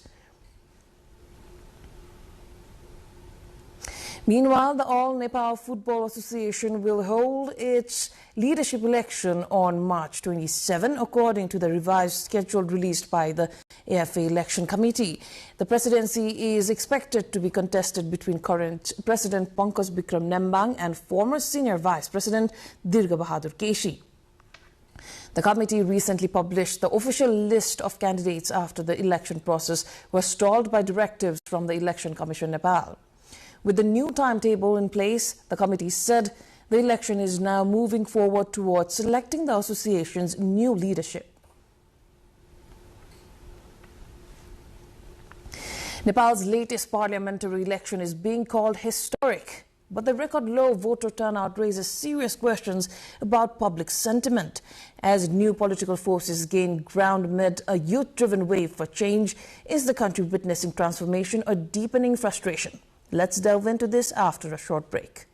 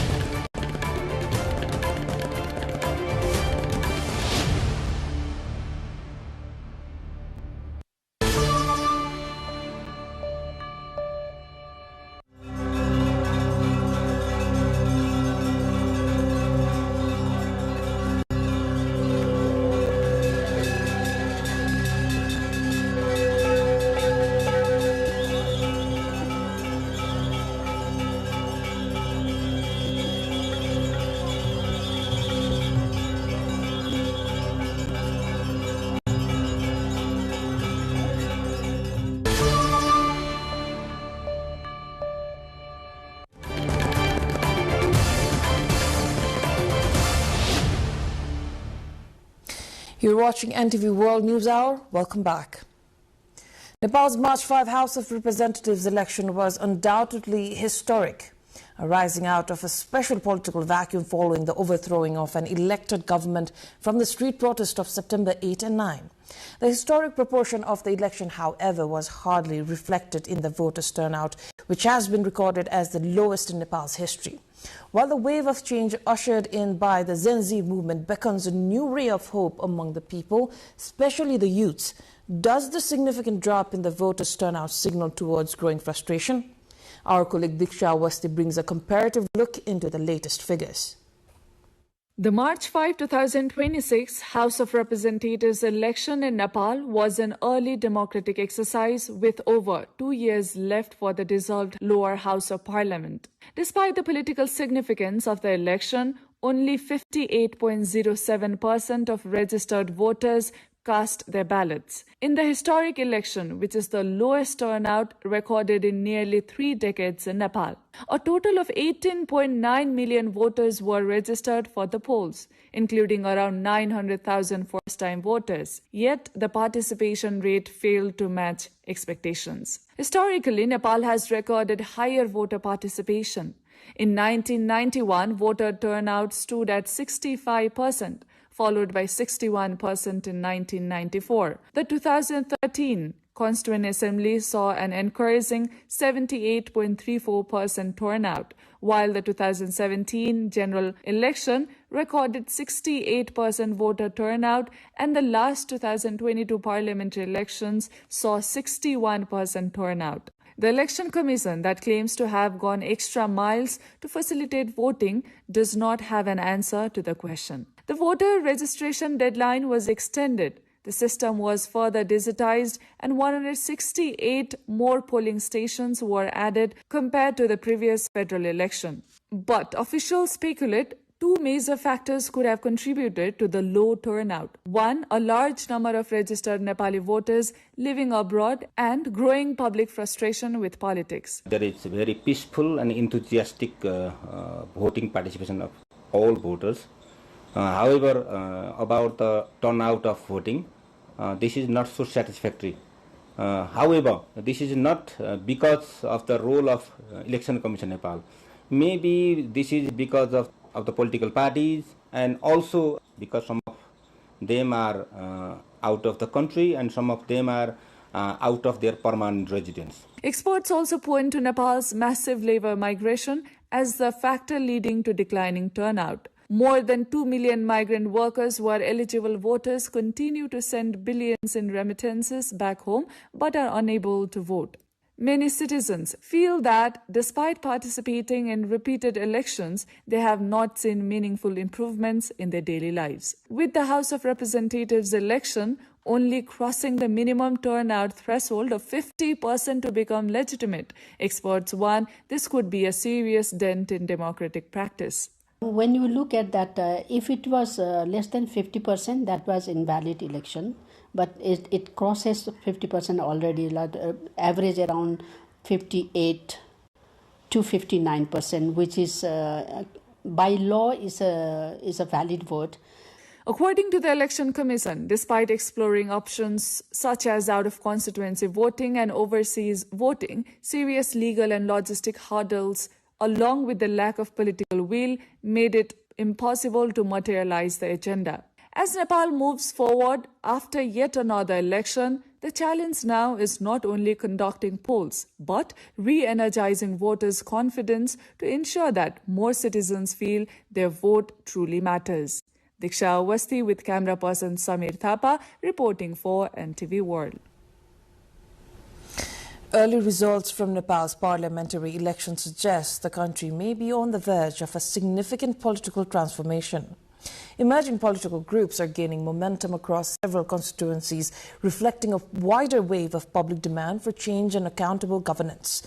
Our colleague Sabika Shrestha brings a report. Nepal is witnessing rise of a new political wave with early vote counting suggesting that emerging political forces are gaining strong momentum across many constituencies. Preliminary trends from various districts indicate that several candidates from new political groups are leading, signaling a shift in voter sentiment and a potential transformation in the country's political landscape. The election comes after months of political turbulence and political protests, many of them driven by younger citizens demanding reforms, accountability, and better governance. Observers say the early trends suggest voters are increasingly looking beyond traditional political forces and placing their trust in new alternatives. Many see the election as an opportunity to bring change and redefine the direction of the nation's politics. यो समयको माग पनि हो र यो चाहिएको पनि थियो के देशमा चाहिँ एउटा स्थिर सरकार भएर देशमा चाहिँ एउटा विकासको खाकाहरू कोरियोस् युवा जनशक्ति चाहिँ विदेशी नपरोस् यही चाहिँ केही रोजगार पाइयोस् भन्ने चाहिँ युवाहरूको चाहिँ असाध्यै ठुलो माग थियो के यो हामीलाई पनि चाहिएको थियो देशमा चाहिँ विकासको लहर चाहिँ छाओस् भन्ने चाहिँ हामीले यो आम जनताको चाहिँ आवश्यकता पनि हो माग पनि हो. An election officer overseeing the counting process said officials are working continuously to deliver results as quickly as possible. हाम्रो 50% भन्दा बढी नै मत गणना भइसकेको अवस्था छ. निर्वाचन आयोगले पनि 24 घण्टामा मत परिणाम घोषणा गर्नुपर्ने भनेर निर्देशन गरेको अवस्था छ. त्यो कारणले सकेसम्म हामी 24 घण्टामै मत परिणाम घोषणा गर्ने तयारीमा छौं. The special parliamentary election is being closely watched even by the international community as a crucial moment in Nepal's history. The early counting trends suggest the election could mark the beginning of a new political phase as emerging parties and independent candidates gain ground. As vote counting continues across the country, the growing support for new political forces indicates that a fresh wave in Nepal's electoral politics may be taking shape, reflecting the aspirations of citizens seeking transparency, development, and effective governance. Sabika Shrestha with camera person Rasila Shrestha reporting for NTV World. Now, in this context, we asked the general public, how are they seeing the initial voting result trend?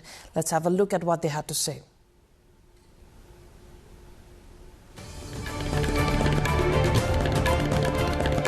अहिले जुन नतिजा आइरहेको छ यो भनेको कसैले पनि कल्पना नगरेको नतिजा चाहिँ अहिले हामीले देखिरहेको छौं। यो हिसाबले अब जुन नतिजा आयो त्यही हिसाबले काम चाहिँ तीव्र रूपमा चाहिँ हुन्छ भन्ने हामी आशा छौं। नेपालीहरु जुन पार्टीले पनि व्यक्ति हेर्ने गर्नु भएको थियो उहाँहरुले चाहिँ अब व्यक्ति नहेरेर चाहिँ देशलाई हेर्नुहुन्छ भन्ने हामी आशावादी चाहिँ छौं अहिलेसम्मलाई। यो मत हामी नेपाली जनताको चाहना हो। पुराना वितृष्णाहरुबाट चाहिँ नयाँ चाहनाको अपेक्षा गरेको जति नै यो परिणामहरु आइरहेको छ।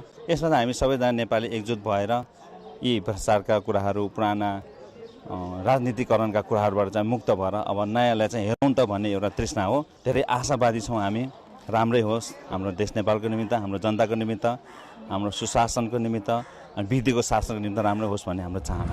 पक्कै पनि नेपाली जनताले साँच्चै नै यो जेनजी आन्दोलन पछाडी र देशमा भएको विसंगति विकृति विरुद्धको यो चाहिँ परिणाम अथवा आफ्नो साँच्चै नै भन्नु पर्दा मतदाता नै न्यायाधीश हुन्। साँच्चै नै अब नयाँ सरकारको समीकरण आम नेपाली जनताले सोचेको भन्दा हिजोको दिन भन्दा फरक डेफिनेटली हुन्छ नै, त्यो विश्वास त छ। किनभने अहिले युवा पुस्ताको एउटा जुन क्रेज छ, क्रेज भनेको राजनीतिक क्रेज होइन कि परिवर्तनको क्रेज छ, त्यो पक्का यो आउने जुन सरकार बन्छ त्यो सरकारले न्याय गर्छ त्यसमा चाहिँ हामी पनि विश्वस्त छौं। यतिखेर देश नै जनता परिवर्तन भइसक्नु भएको छ।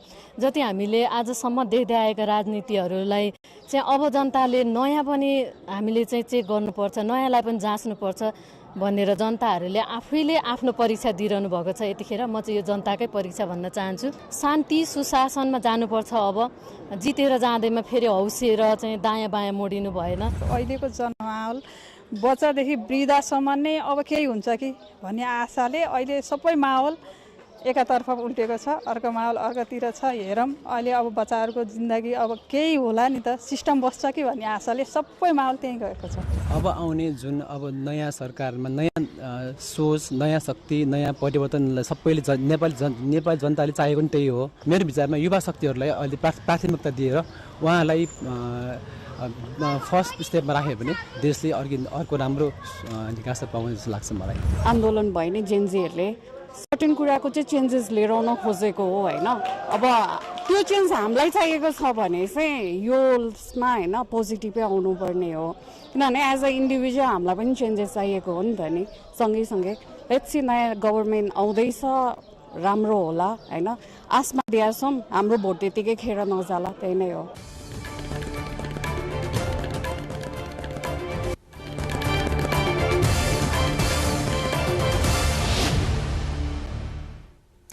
As the war between the United States, Israel and Iran enters a dangerous new phase, massive airstrikes on Tehran and widening regional retaliation are raising fears of a broader Middle East conflict. The United Nations is now urging urgent investigations and restraint while Iran-backed groups warn they are ready to strike at any moment.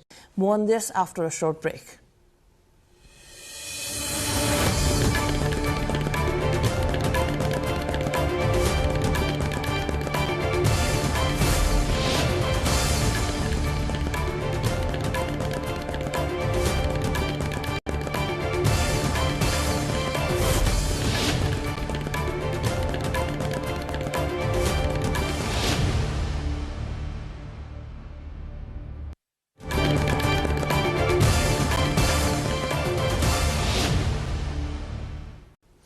You're watching NTV World News Hour. Time for the cover story. On day 7 of the escalating conflict between the US, Israel and Iran, military actions have entered a high-intensity phase following the death of Iran's supreme leader. US B-2 stealth bombers and Israeli aircraft conducted massive strikes on Tehran's military infrastructure, while a major Iranian drone carrier was set ablaze in the Persian Gulf. In retaliation, Iran launched missile and drone attacks targeting regional U.S. bases in Qatar, Saudi Arabia and the UAE, with a confirmed strike in Bahrain, causing civilian damage. The death toll in Iran has surpassed 1,200 as U.S. President Trump signals restrictions on Iran's succession, while Tehran rejects ceasefire talks and prepares for a potential ground incursion.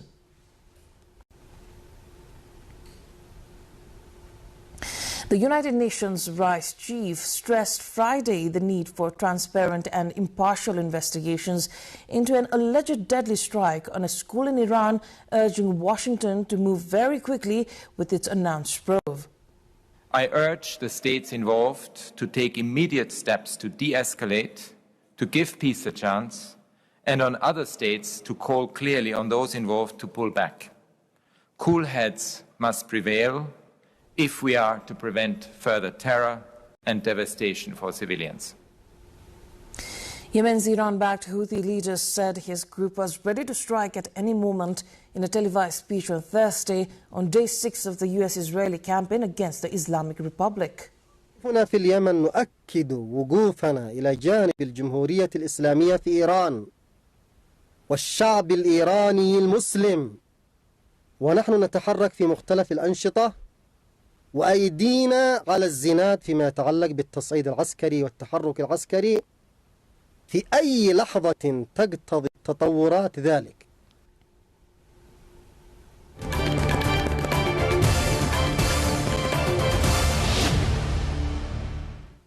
And that wraps up our cover story of the day. And now the remaining updates. Nepal's Minister for Home Affairs Om Prakash Aryal has said the Thursday's HR elections have been held in a fair and peaceful manner. Minister Aryal added the government has successfully fulfilled its responsibility of conducting the elections as pledged. चुनावले चाहिँ मुलुक जोगाउने, मानवता जोगाउने र संविधान जोगाउने कुराको चाहिँ एउटा प्रत्याभूति दिएको छ। यो चुनाव हुन नसकेको भएदेखि हाम्रो मुलुक, मानवता र संविधान सबै चाहिँ जोखिममा पर्न सक्थ्यो। अब हामीले चुनाव गरेका छौं र चुनाव पनि निष्पक्ष चुनाव गरेका छौं। चुनावी सरकारले सुदृढ चुनाव गरोस् भन्ने अपेक्षा थियो। हामीले पहिलाको भन्दा गुणस्तरीय चुनाव गरेका छौं, सुदृढ चुनाव गरेका छौं। यहाँहरु सबैलाई थाहा छ यसपालि चाहिँ रगतको एक थोपा पनि बगेको छैन चुनावको क्रममा र हाम्रो सरकार गठन भएदेखि नै राजनीतिक हिंसाबाट रगतको थोपा पनि बगेको छैन। त्यो प्रत्याभूति दियौ। चुनावको क्रममा पनि हिंसात्मक झडपहरू हुन पाएनन् एकाध बाहेक र त्यसलाई पनि हामीले रोकथाम गरेर त्यसलाई काबुभित्र राखेर चुनाव गरायौं, मतदान गरायौं र चाहिँ त्यसरी चाहिँ पहिला स्थगन हुन्थ्यो, धेरै संख्यामा स्थगन हुन्थ्यो, फेरि चाहिँ चुनाव गराउनु पर्थ्यो। अहिले चाहिँ देशभरि नै एकैचोटी मतदान चाहिँ सम्पन्न भएको छ। स्थगन गर्नु परेको कुरा अवस्था पनि छैन। यो सबै कुरा चाहिँ हामी एउटा राजनीतिक सुशासनको लागि यति अब मानकहरू चाहिँ हामीले बढाउनै पर्छ, मानक बढाउनु पर्छ, हाम्रा मानकहरूलाई सुदृढ गर्नुपर्छ ताकि चाहिँ भविष्यमा आउने सरकारले पनि ती मानकहरू भत्काउन नसकोस्, त्यो भन्दा ती मानक घटाउन नसकोस् भन्ने नयाँ लक्ष्यका साथ हामीहरू लक्षित नतिजा त्यो तहको लक्षित नतिजाको हामीले एउटा चाहिँ अपेक्षा राखेर यो काम गरेका थियौं। हजुर। Now in other news, Nepal's police have taken 24 people into custody across Nepal for violating the election code of conduct and engaging in anti-election activities during the ongoing polls.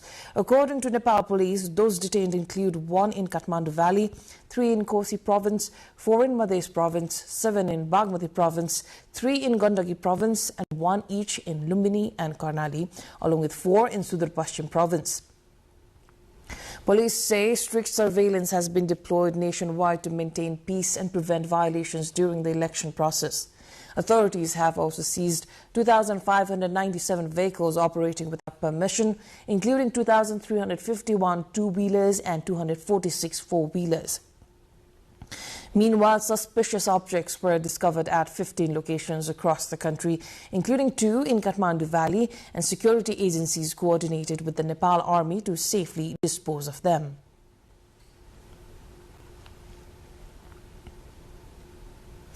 China has congratulated Nepal on the peaceful and orderly conduct of the House of Representatives elections. Speaking at a press conference in Beijing, Chinese Foreign Minister spokesperson Mao Ning said China welcomes the successful completion of Nepal's parliamentary elections.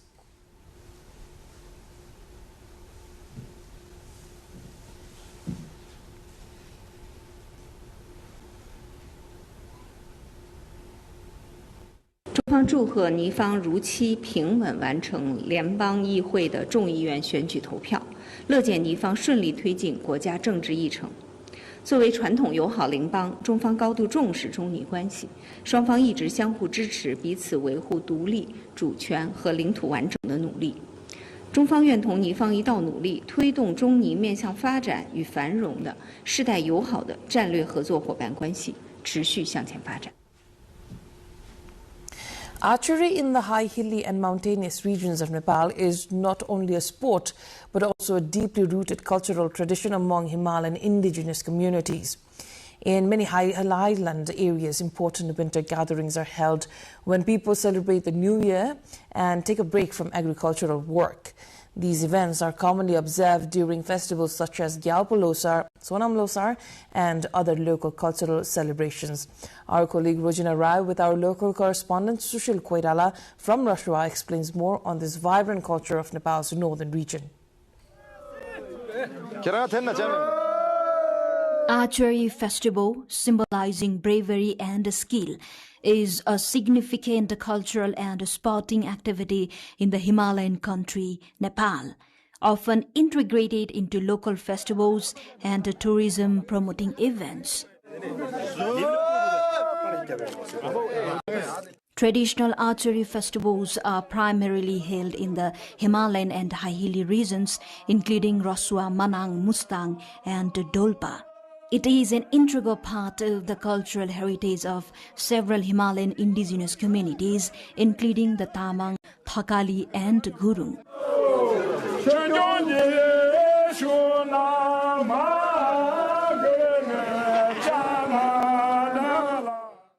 In the northern region of Rasua, people proudly uphold their long-standing archery traditions, especially during the 15-day-long Gyalpo Losar celebration and other major social gatherings. These events usually take place during the winter season, when agricultural work slows down and communities have time to gather and celebrate. Archery performances held during Gyalpo Losar, the King's New Year, carry deep spiritual and cultural significance. On this special occasion, both the young people and elders come together with joy and enthusiasm to preserve and celebrate their heritage. Dressed in a traditional attire, community members participate in vibrant singing and dancing, creating a festive and lively atmosphere. One of the highlights of the celebration is the yearly archery competition, which features participants from villages across the region and adds excitement to the festivities. Before making their shots, competitors receive blessings that symbolize good fortune and important hallmark of the tradition.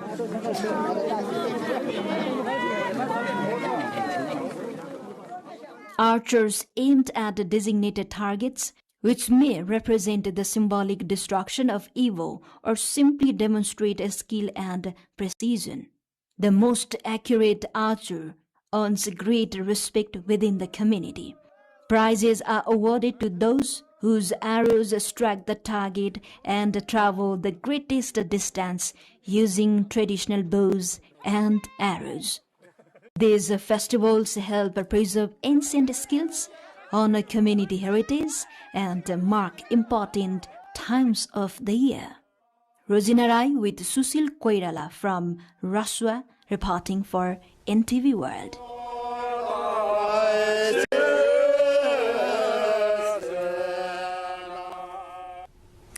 Time now for more international updates, but before that, let's have a quick recap of our top stories.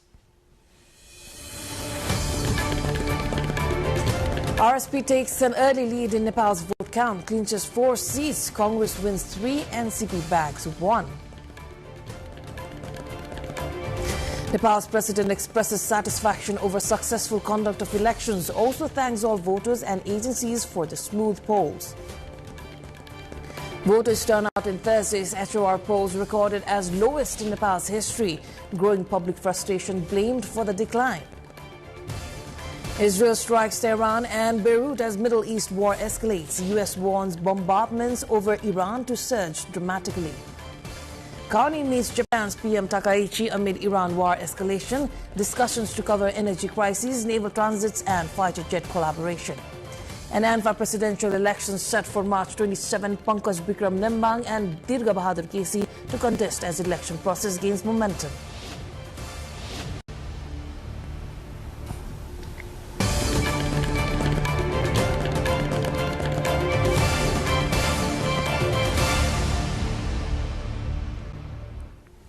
Japan has urged the immediate release of two nationals currently detained in Iran, including NHK's Tehran Bureau Chief Sunosuke Kawashima. These arrests come amid extreme regional instability following the launch of Operation Epic Fury by the U.S. and Israeli forces. While Japanese officials have confirmed contact with the detainees to ensure their safety, the Committee to Protect Journalists has condemned the move as a deliberate attempt to silence independent reporting following a violent government crackdown on internal protests. 日本政府、イランのテヘランで、法事1名が現地時間の1月の20日にですね、現地当局に拘束されたこと、確認をいたしております。また、現在イランにおいては、同法人を含めまして、2名が拘束をされております。2月28日以降も、これら、2名の法人とはですね、連絡が取れておりまして、現時点で安全であるということは確認をいたしております。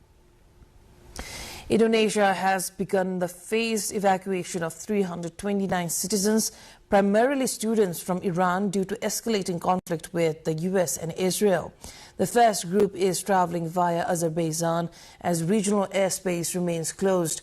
While President Prabowo Subianto has offered to mediate, Tehran has currently rejected negotiations with hostile nations. Indonesia does not approach this issue from the perspective of do we have to condemn one party, do we have to condemn other party. Our priority at the moment is to encourage restraint from all parties and promote diplomacy, because what is important at this stage is to prevent further escalation, as we've been repeating over and over again. Finland is moving to lift a 1987 ban on nuclear weapons to align with NATO's deterrence policy. Defense Minister Antti Häkkänen announced that a new government proposal would allow the transport, delivery or possession of nuclear weapons if linked to the defense of Finland or the alliance.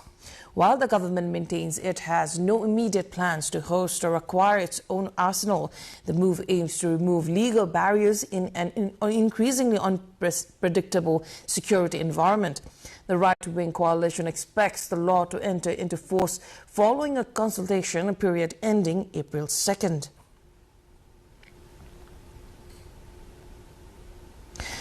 A four-story building housing a nursing home collapsed in Belo Horizonte, Brazil, leaving 8 people dead and 4 others missing. Emergency crews have rescued 8 survivors from the rubble, including a 2-year-old child, while 9 others escaped shortly after the early morning disaster. While the building reportedly had all necessary permits, authorities are investigating the cause of the collapse. Rescue efforts are being bolstered by teams previously deployed to nearby Juiz de Fora, which was recently devastated by deadly landslides.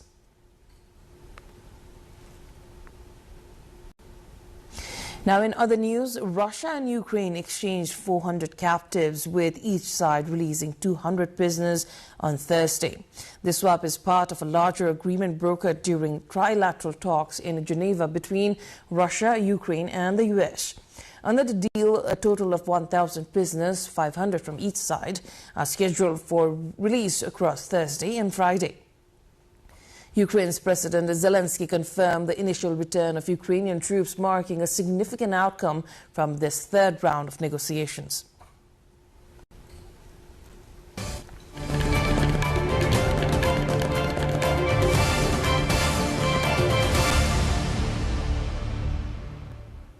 Time again for a short interlude. We will see you at the other side with business updates.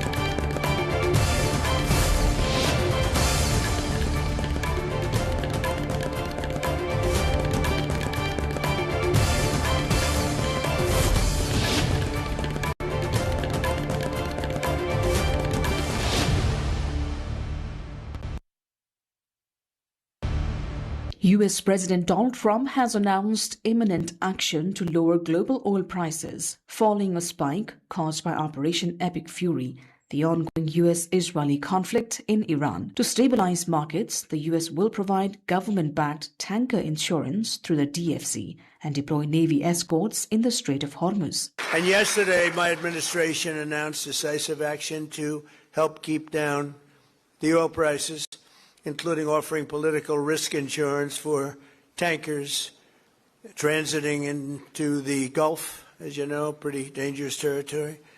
Further action to reduce pressure on oil is imminent, and the oil seems to have pretty much stabilized. We had it very low, but I had to take this little detour if it's okay with everybody.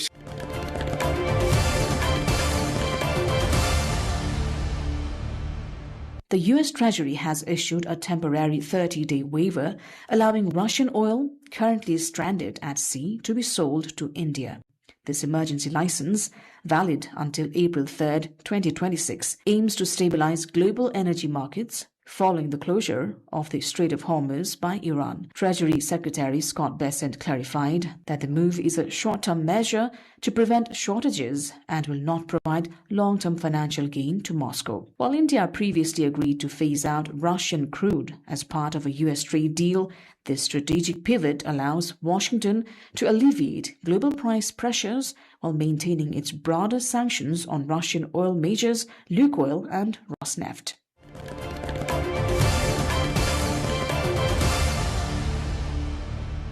Brazilian state oil giant Petrobras tripled its 2025 net profits to $19.6 billion, driven by record-breaking production levels and a stronger local currency, while rising global crude prices amid Middle East tensions could boost exports. The company faces higher costs for diesel imports, despite environmental pushback and President Lula's calls at COP30 for a fossil fuel exit. Petrobras is moving forward with a controversial mega project in the equatorial margin near the Amazon to fund Brazil's energy transition.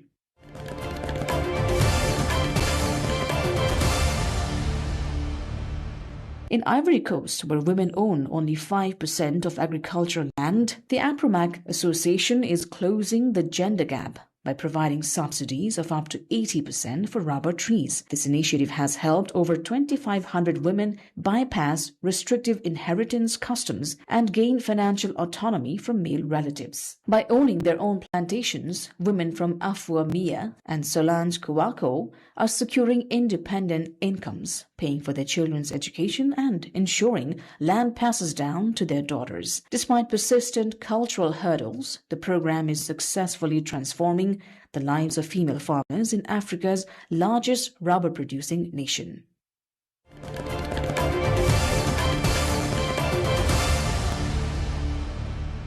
In a major move for social entrepreneurship, Nigerian mothers of the 2015 Chibok victims have launched the Mothers of Chibok Food Line. Partnering with Azrena Foods and Zenfix Nigeria, the venture adds value to their peanut harvests by processing them into branded peanut butter, significantly raising profit margins over traditional middlemen sales. Between 2024 and 25, production rose from 15 to 27 bags, creating a sustainable revenue stream to fund their children's education. This business model serves as a scalable blueprint for impact investing. It proves that marginalized producers can be successfully integrated into industrial supply chains to drive both social change and economic growth.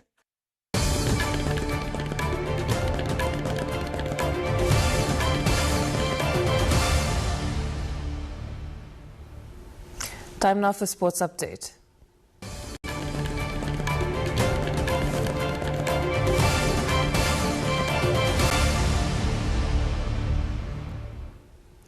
India is facing New Zealand on Sunday, looking to become the first side to lift the ICC T20 World Cup for a third time.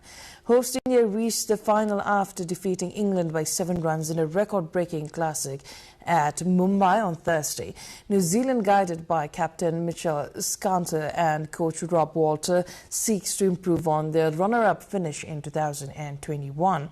Despite setbacks against South Africa, the team pushed through with strong showings against opponents like Sri Lanka and South Africa in the semis, setting up an enticing final. In a major shake-up 3 months before the World Cup, Morocco has parted ways with head coach Walid Regragui. Despite leading the Atlas Lions to the 2022 World Cup semi-finals and a recent AFCON final, Walid is being replaced by Mohamed Ouabi, who recently guided the under-20 team to world glory.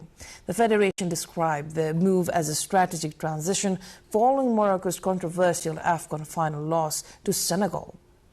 Ouabi now takes charge as the team prepares for a difficult Group C opening match against Brazil on June 13.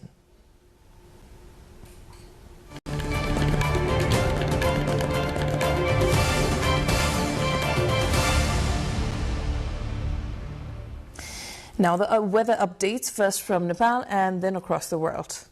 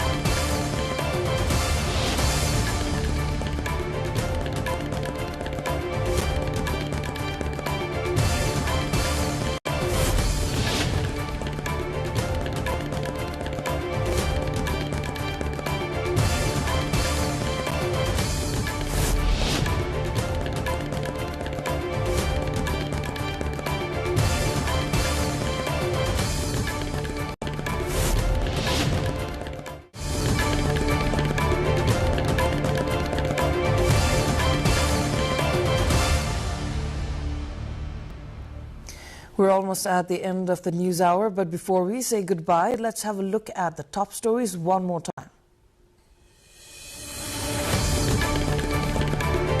RSP takes an early lead in Nepal's vote count, clinches 4 seats, Congress wins 3, NCP bags 1. Nepal's president expresses satisfaction over successful conduct of elections, also thanks all voters and agencies for the smooth polls.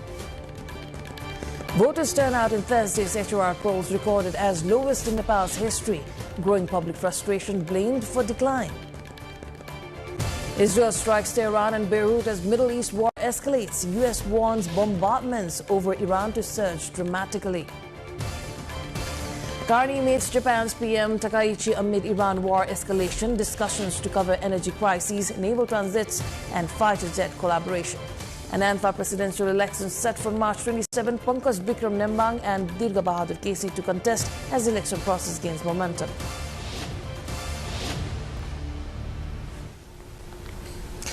That is all for the moment. Do join us through our social media and visit us at www.nepaltelevision.com for more information and news.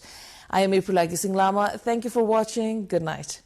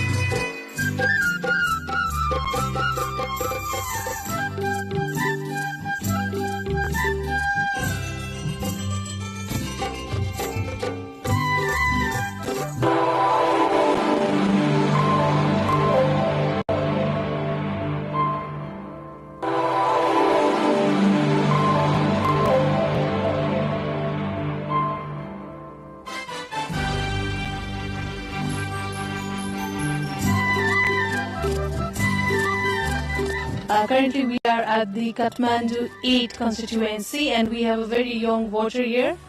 Hello, welcome to NTV World. Hello. What's your name? Supriya. So, is this your first time voting? Yeah, it is my first time voting. What motivated for you to come here and cast your vote? I would say the opportunity itself, because I could not vote before this because of my age, but now I get the opportunity to vote and I'm really happy for the opportunity. And I did find some interesting people. It was a fun experience. So, do you think election this time will bring some transformation, some historic change in Nepal's political landscape? I would certainly hope so, because so many people sacrificed their life for us to have this day, and I hope that the government will honor them and do good going forward. Have you finished casting your vote? Yes, I voted. How was the experience? It's good because it's a temporal election, so that we can choose our right candidate. It's a moment of proud. Did you research and studied about parties' manifestos, their agendas before coming here and casted your vote? Yeah, I read manifesto of all parties. I know every candidates.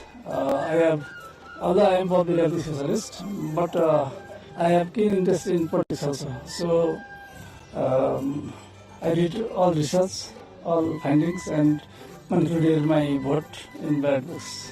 What do you have to say about the security arrangements inside the polling centers? It's very safe. Security is very good. All management is also very good.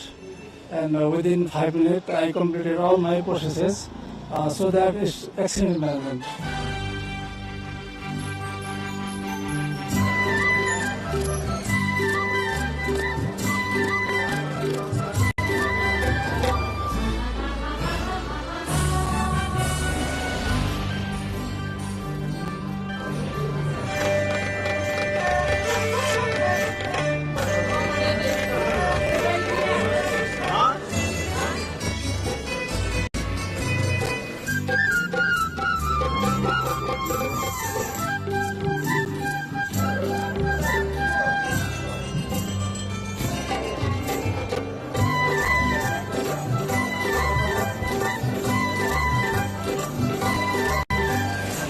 We've been hopping to different polling stations. This time, 900,000 new voters are casting their ballots. So I think the opinions of youths really matter this time. Let's talk to these young voters. Is this your first time? Yes. Yes. How did you feel casting your ballot? What was the experience like? I was kind of excited and nervous at the same time because it was my first time, so yeah. Yeah, I was also pretty nervous about it, but after all, I'm hoping for the change in this. So, what motivated you to cast ballot this time? Was it just because it is your responsibility as a citizen, or because of the recent Gen Z movement? What do you think? Of course it was because of the recent Gen Z movement. It was too much, like the corruption, everything, and we wanted a new change. So yeah, that's for that. Yeah, of course, it's our responsibility and also our right. We should utilize our right properly in the proper place. So, yeah, I feel like taking out all the suffocation, and then after all, I think this election will do something better. Will this election change the political structure of Nepal? How optimistic are you? If you have to rate on 10, how much would you rate? I think I'm optimistic. I'll rate 8 out of 10. Yeah, same. So you're optimistic. We cannot predict the future, but we are hoping about it. So.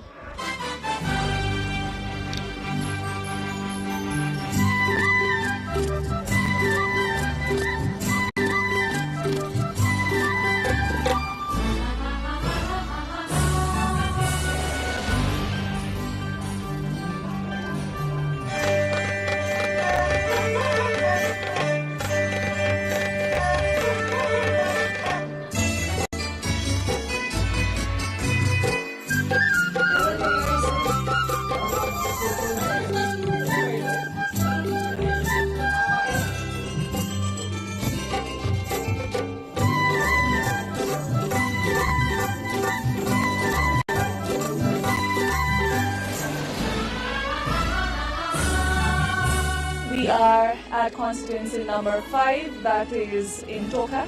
Can you show your finger? You just voted, right? So how excited are you? What was the experience like? Is this your first time voting? This is not my first time voting, obviously. So this time around, I have been especially very confident because I've been following the parties, I've been following their manifestos. So becoming more learned, I'm more confident. Yeah, so I'm more excited, more confident. I'm very hopeful for what it has to give us. Do you think this March 5 election is going to change the political scenario of Nepal? I mean, we cannot afford to make this election just a normal one. We should make a change because there's lots of people invested in it, lots of hopes invested in it, and I really think like this is the time to make the change because yeah, a lot of people are invested. You just voted? Is this your first time? This is not my first time. This is the third time, and I'm really excited this time. It's a different scenario and different psychology that's going on in my mind. The foremost thing is the Gen Z movement. We all know that, right? And the different psychology related to the election and voting is all the sacrifices that has been done in the Gen Z movement, and the main thing is the cause that happened. Now I'm thinking about more like what are the agendas, what are the manifestos, and what change the leader could bring in the society and itself, and also in the House of Parliament. Did you vote? Yes, I did. Is this your first time? Yes, it was my first time voting. Did you vote? No, I did not, due to my age limit. But you wanted to be part of this March 5 election. I just came here to support my family during this election period. So how was the experience? I think we were all anticipating this moment for a long time now because it's been almost 6 months since the Gen Z revolution, and we all kind of wanted to see the change come in life. So I think it felt like I was actively participating in something that could make a change in the future, and it felt very empowering to me. And also for all the youth, I think we were all kind of in the same zone. We were all thinking that maybe it's the right time to bring about the change, and I think it's just our voice that's going to bring the change. So yeah. As far as we know, I think we've read the manifestos and we've all sort of we know which party we want to support in a way, because it represents our voices, it represents what we want. So yes, I think to an extent that it might reflect our voices, our needs. So what made you choose the one you voted? I think for me personally, I voted based on my needs as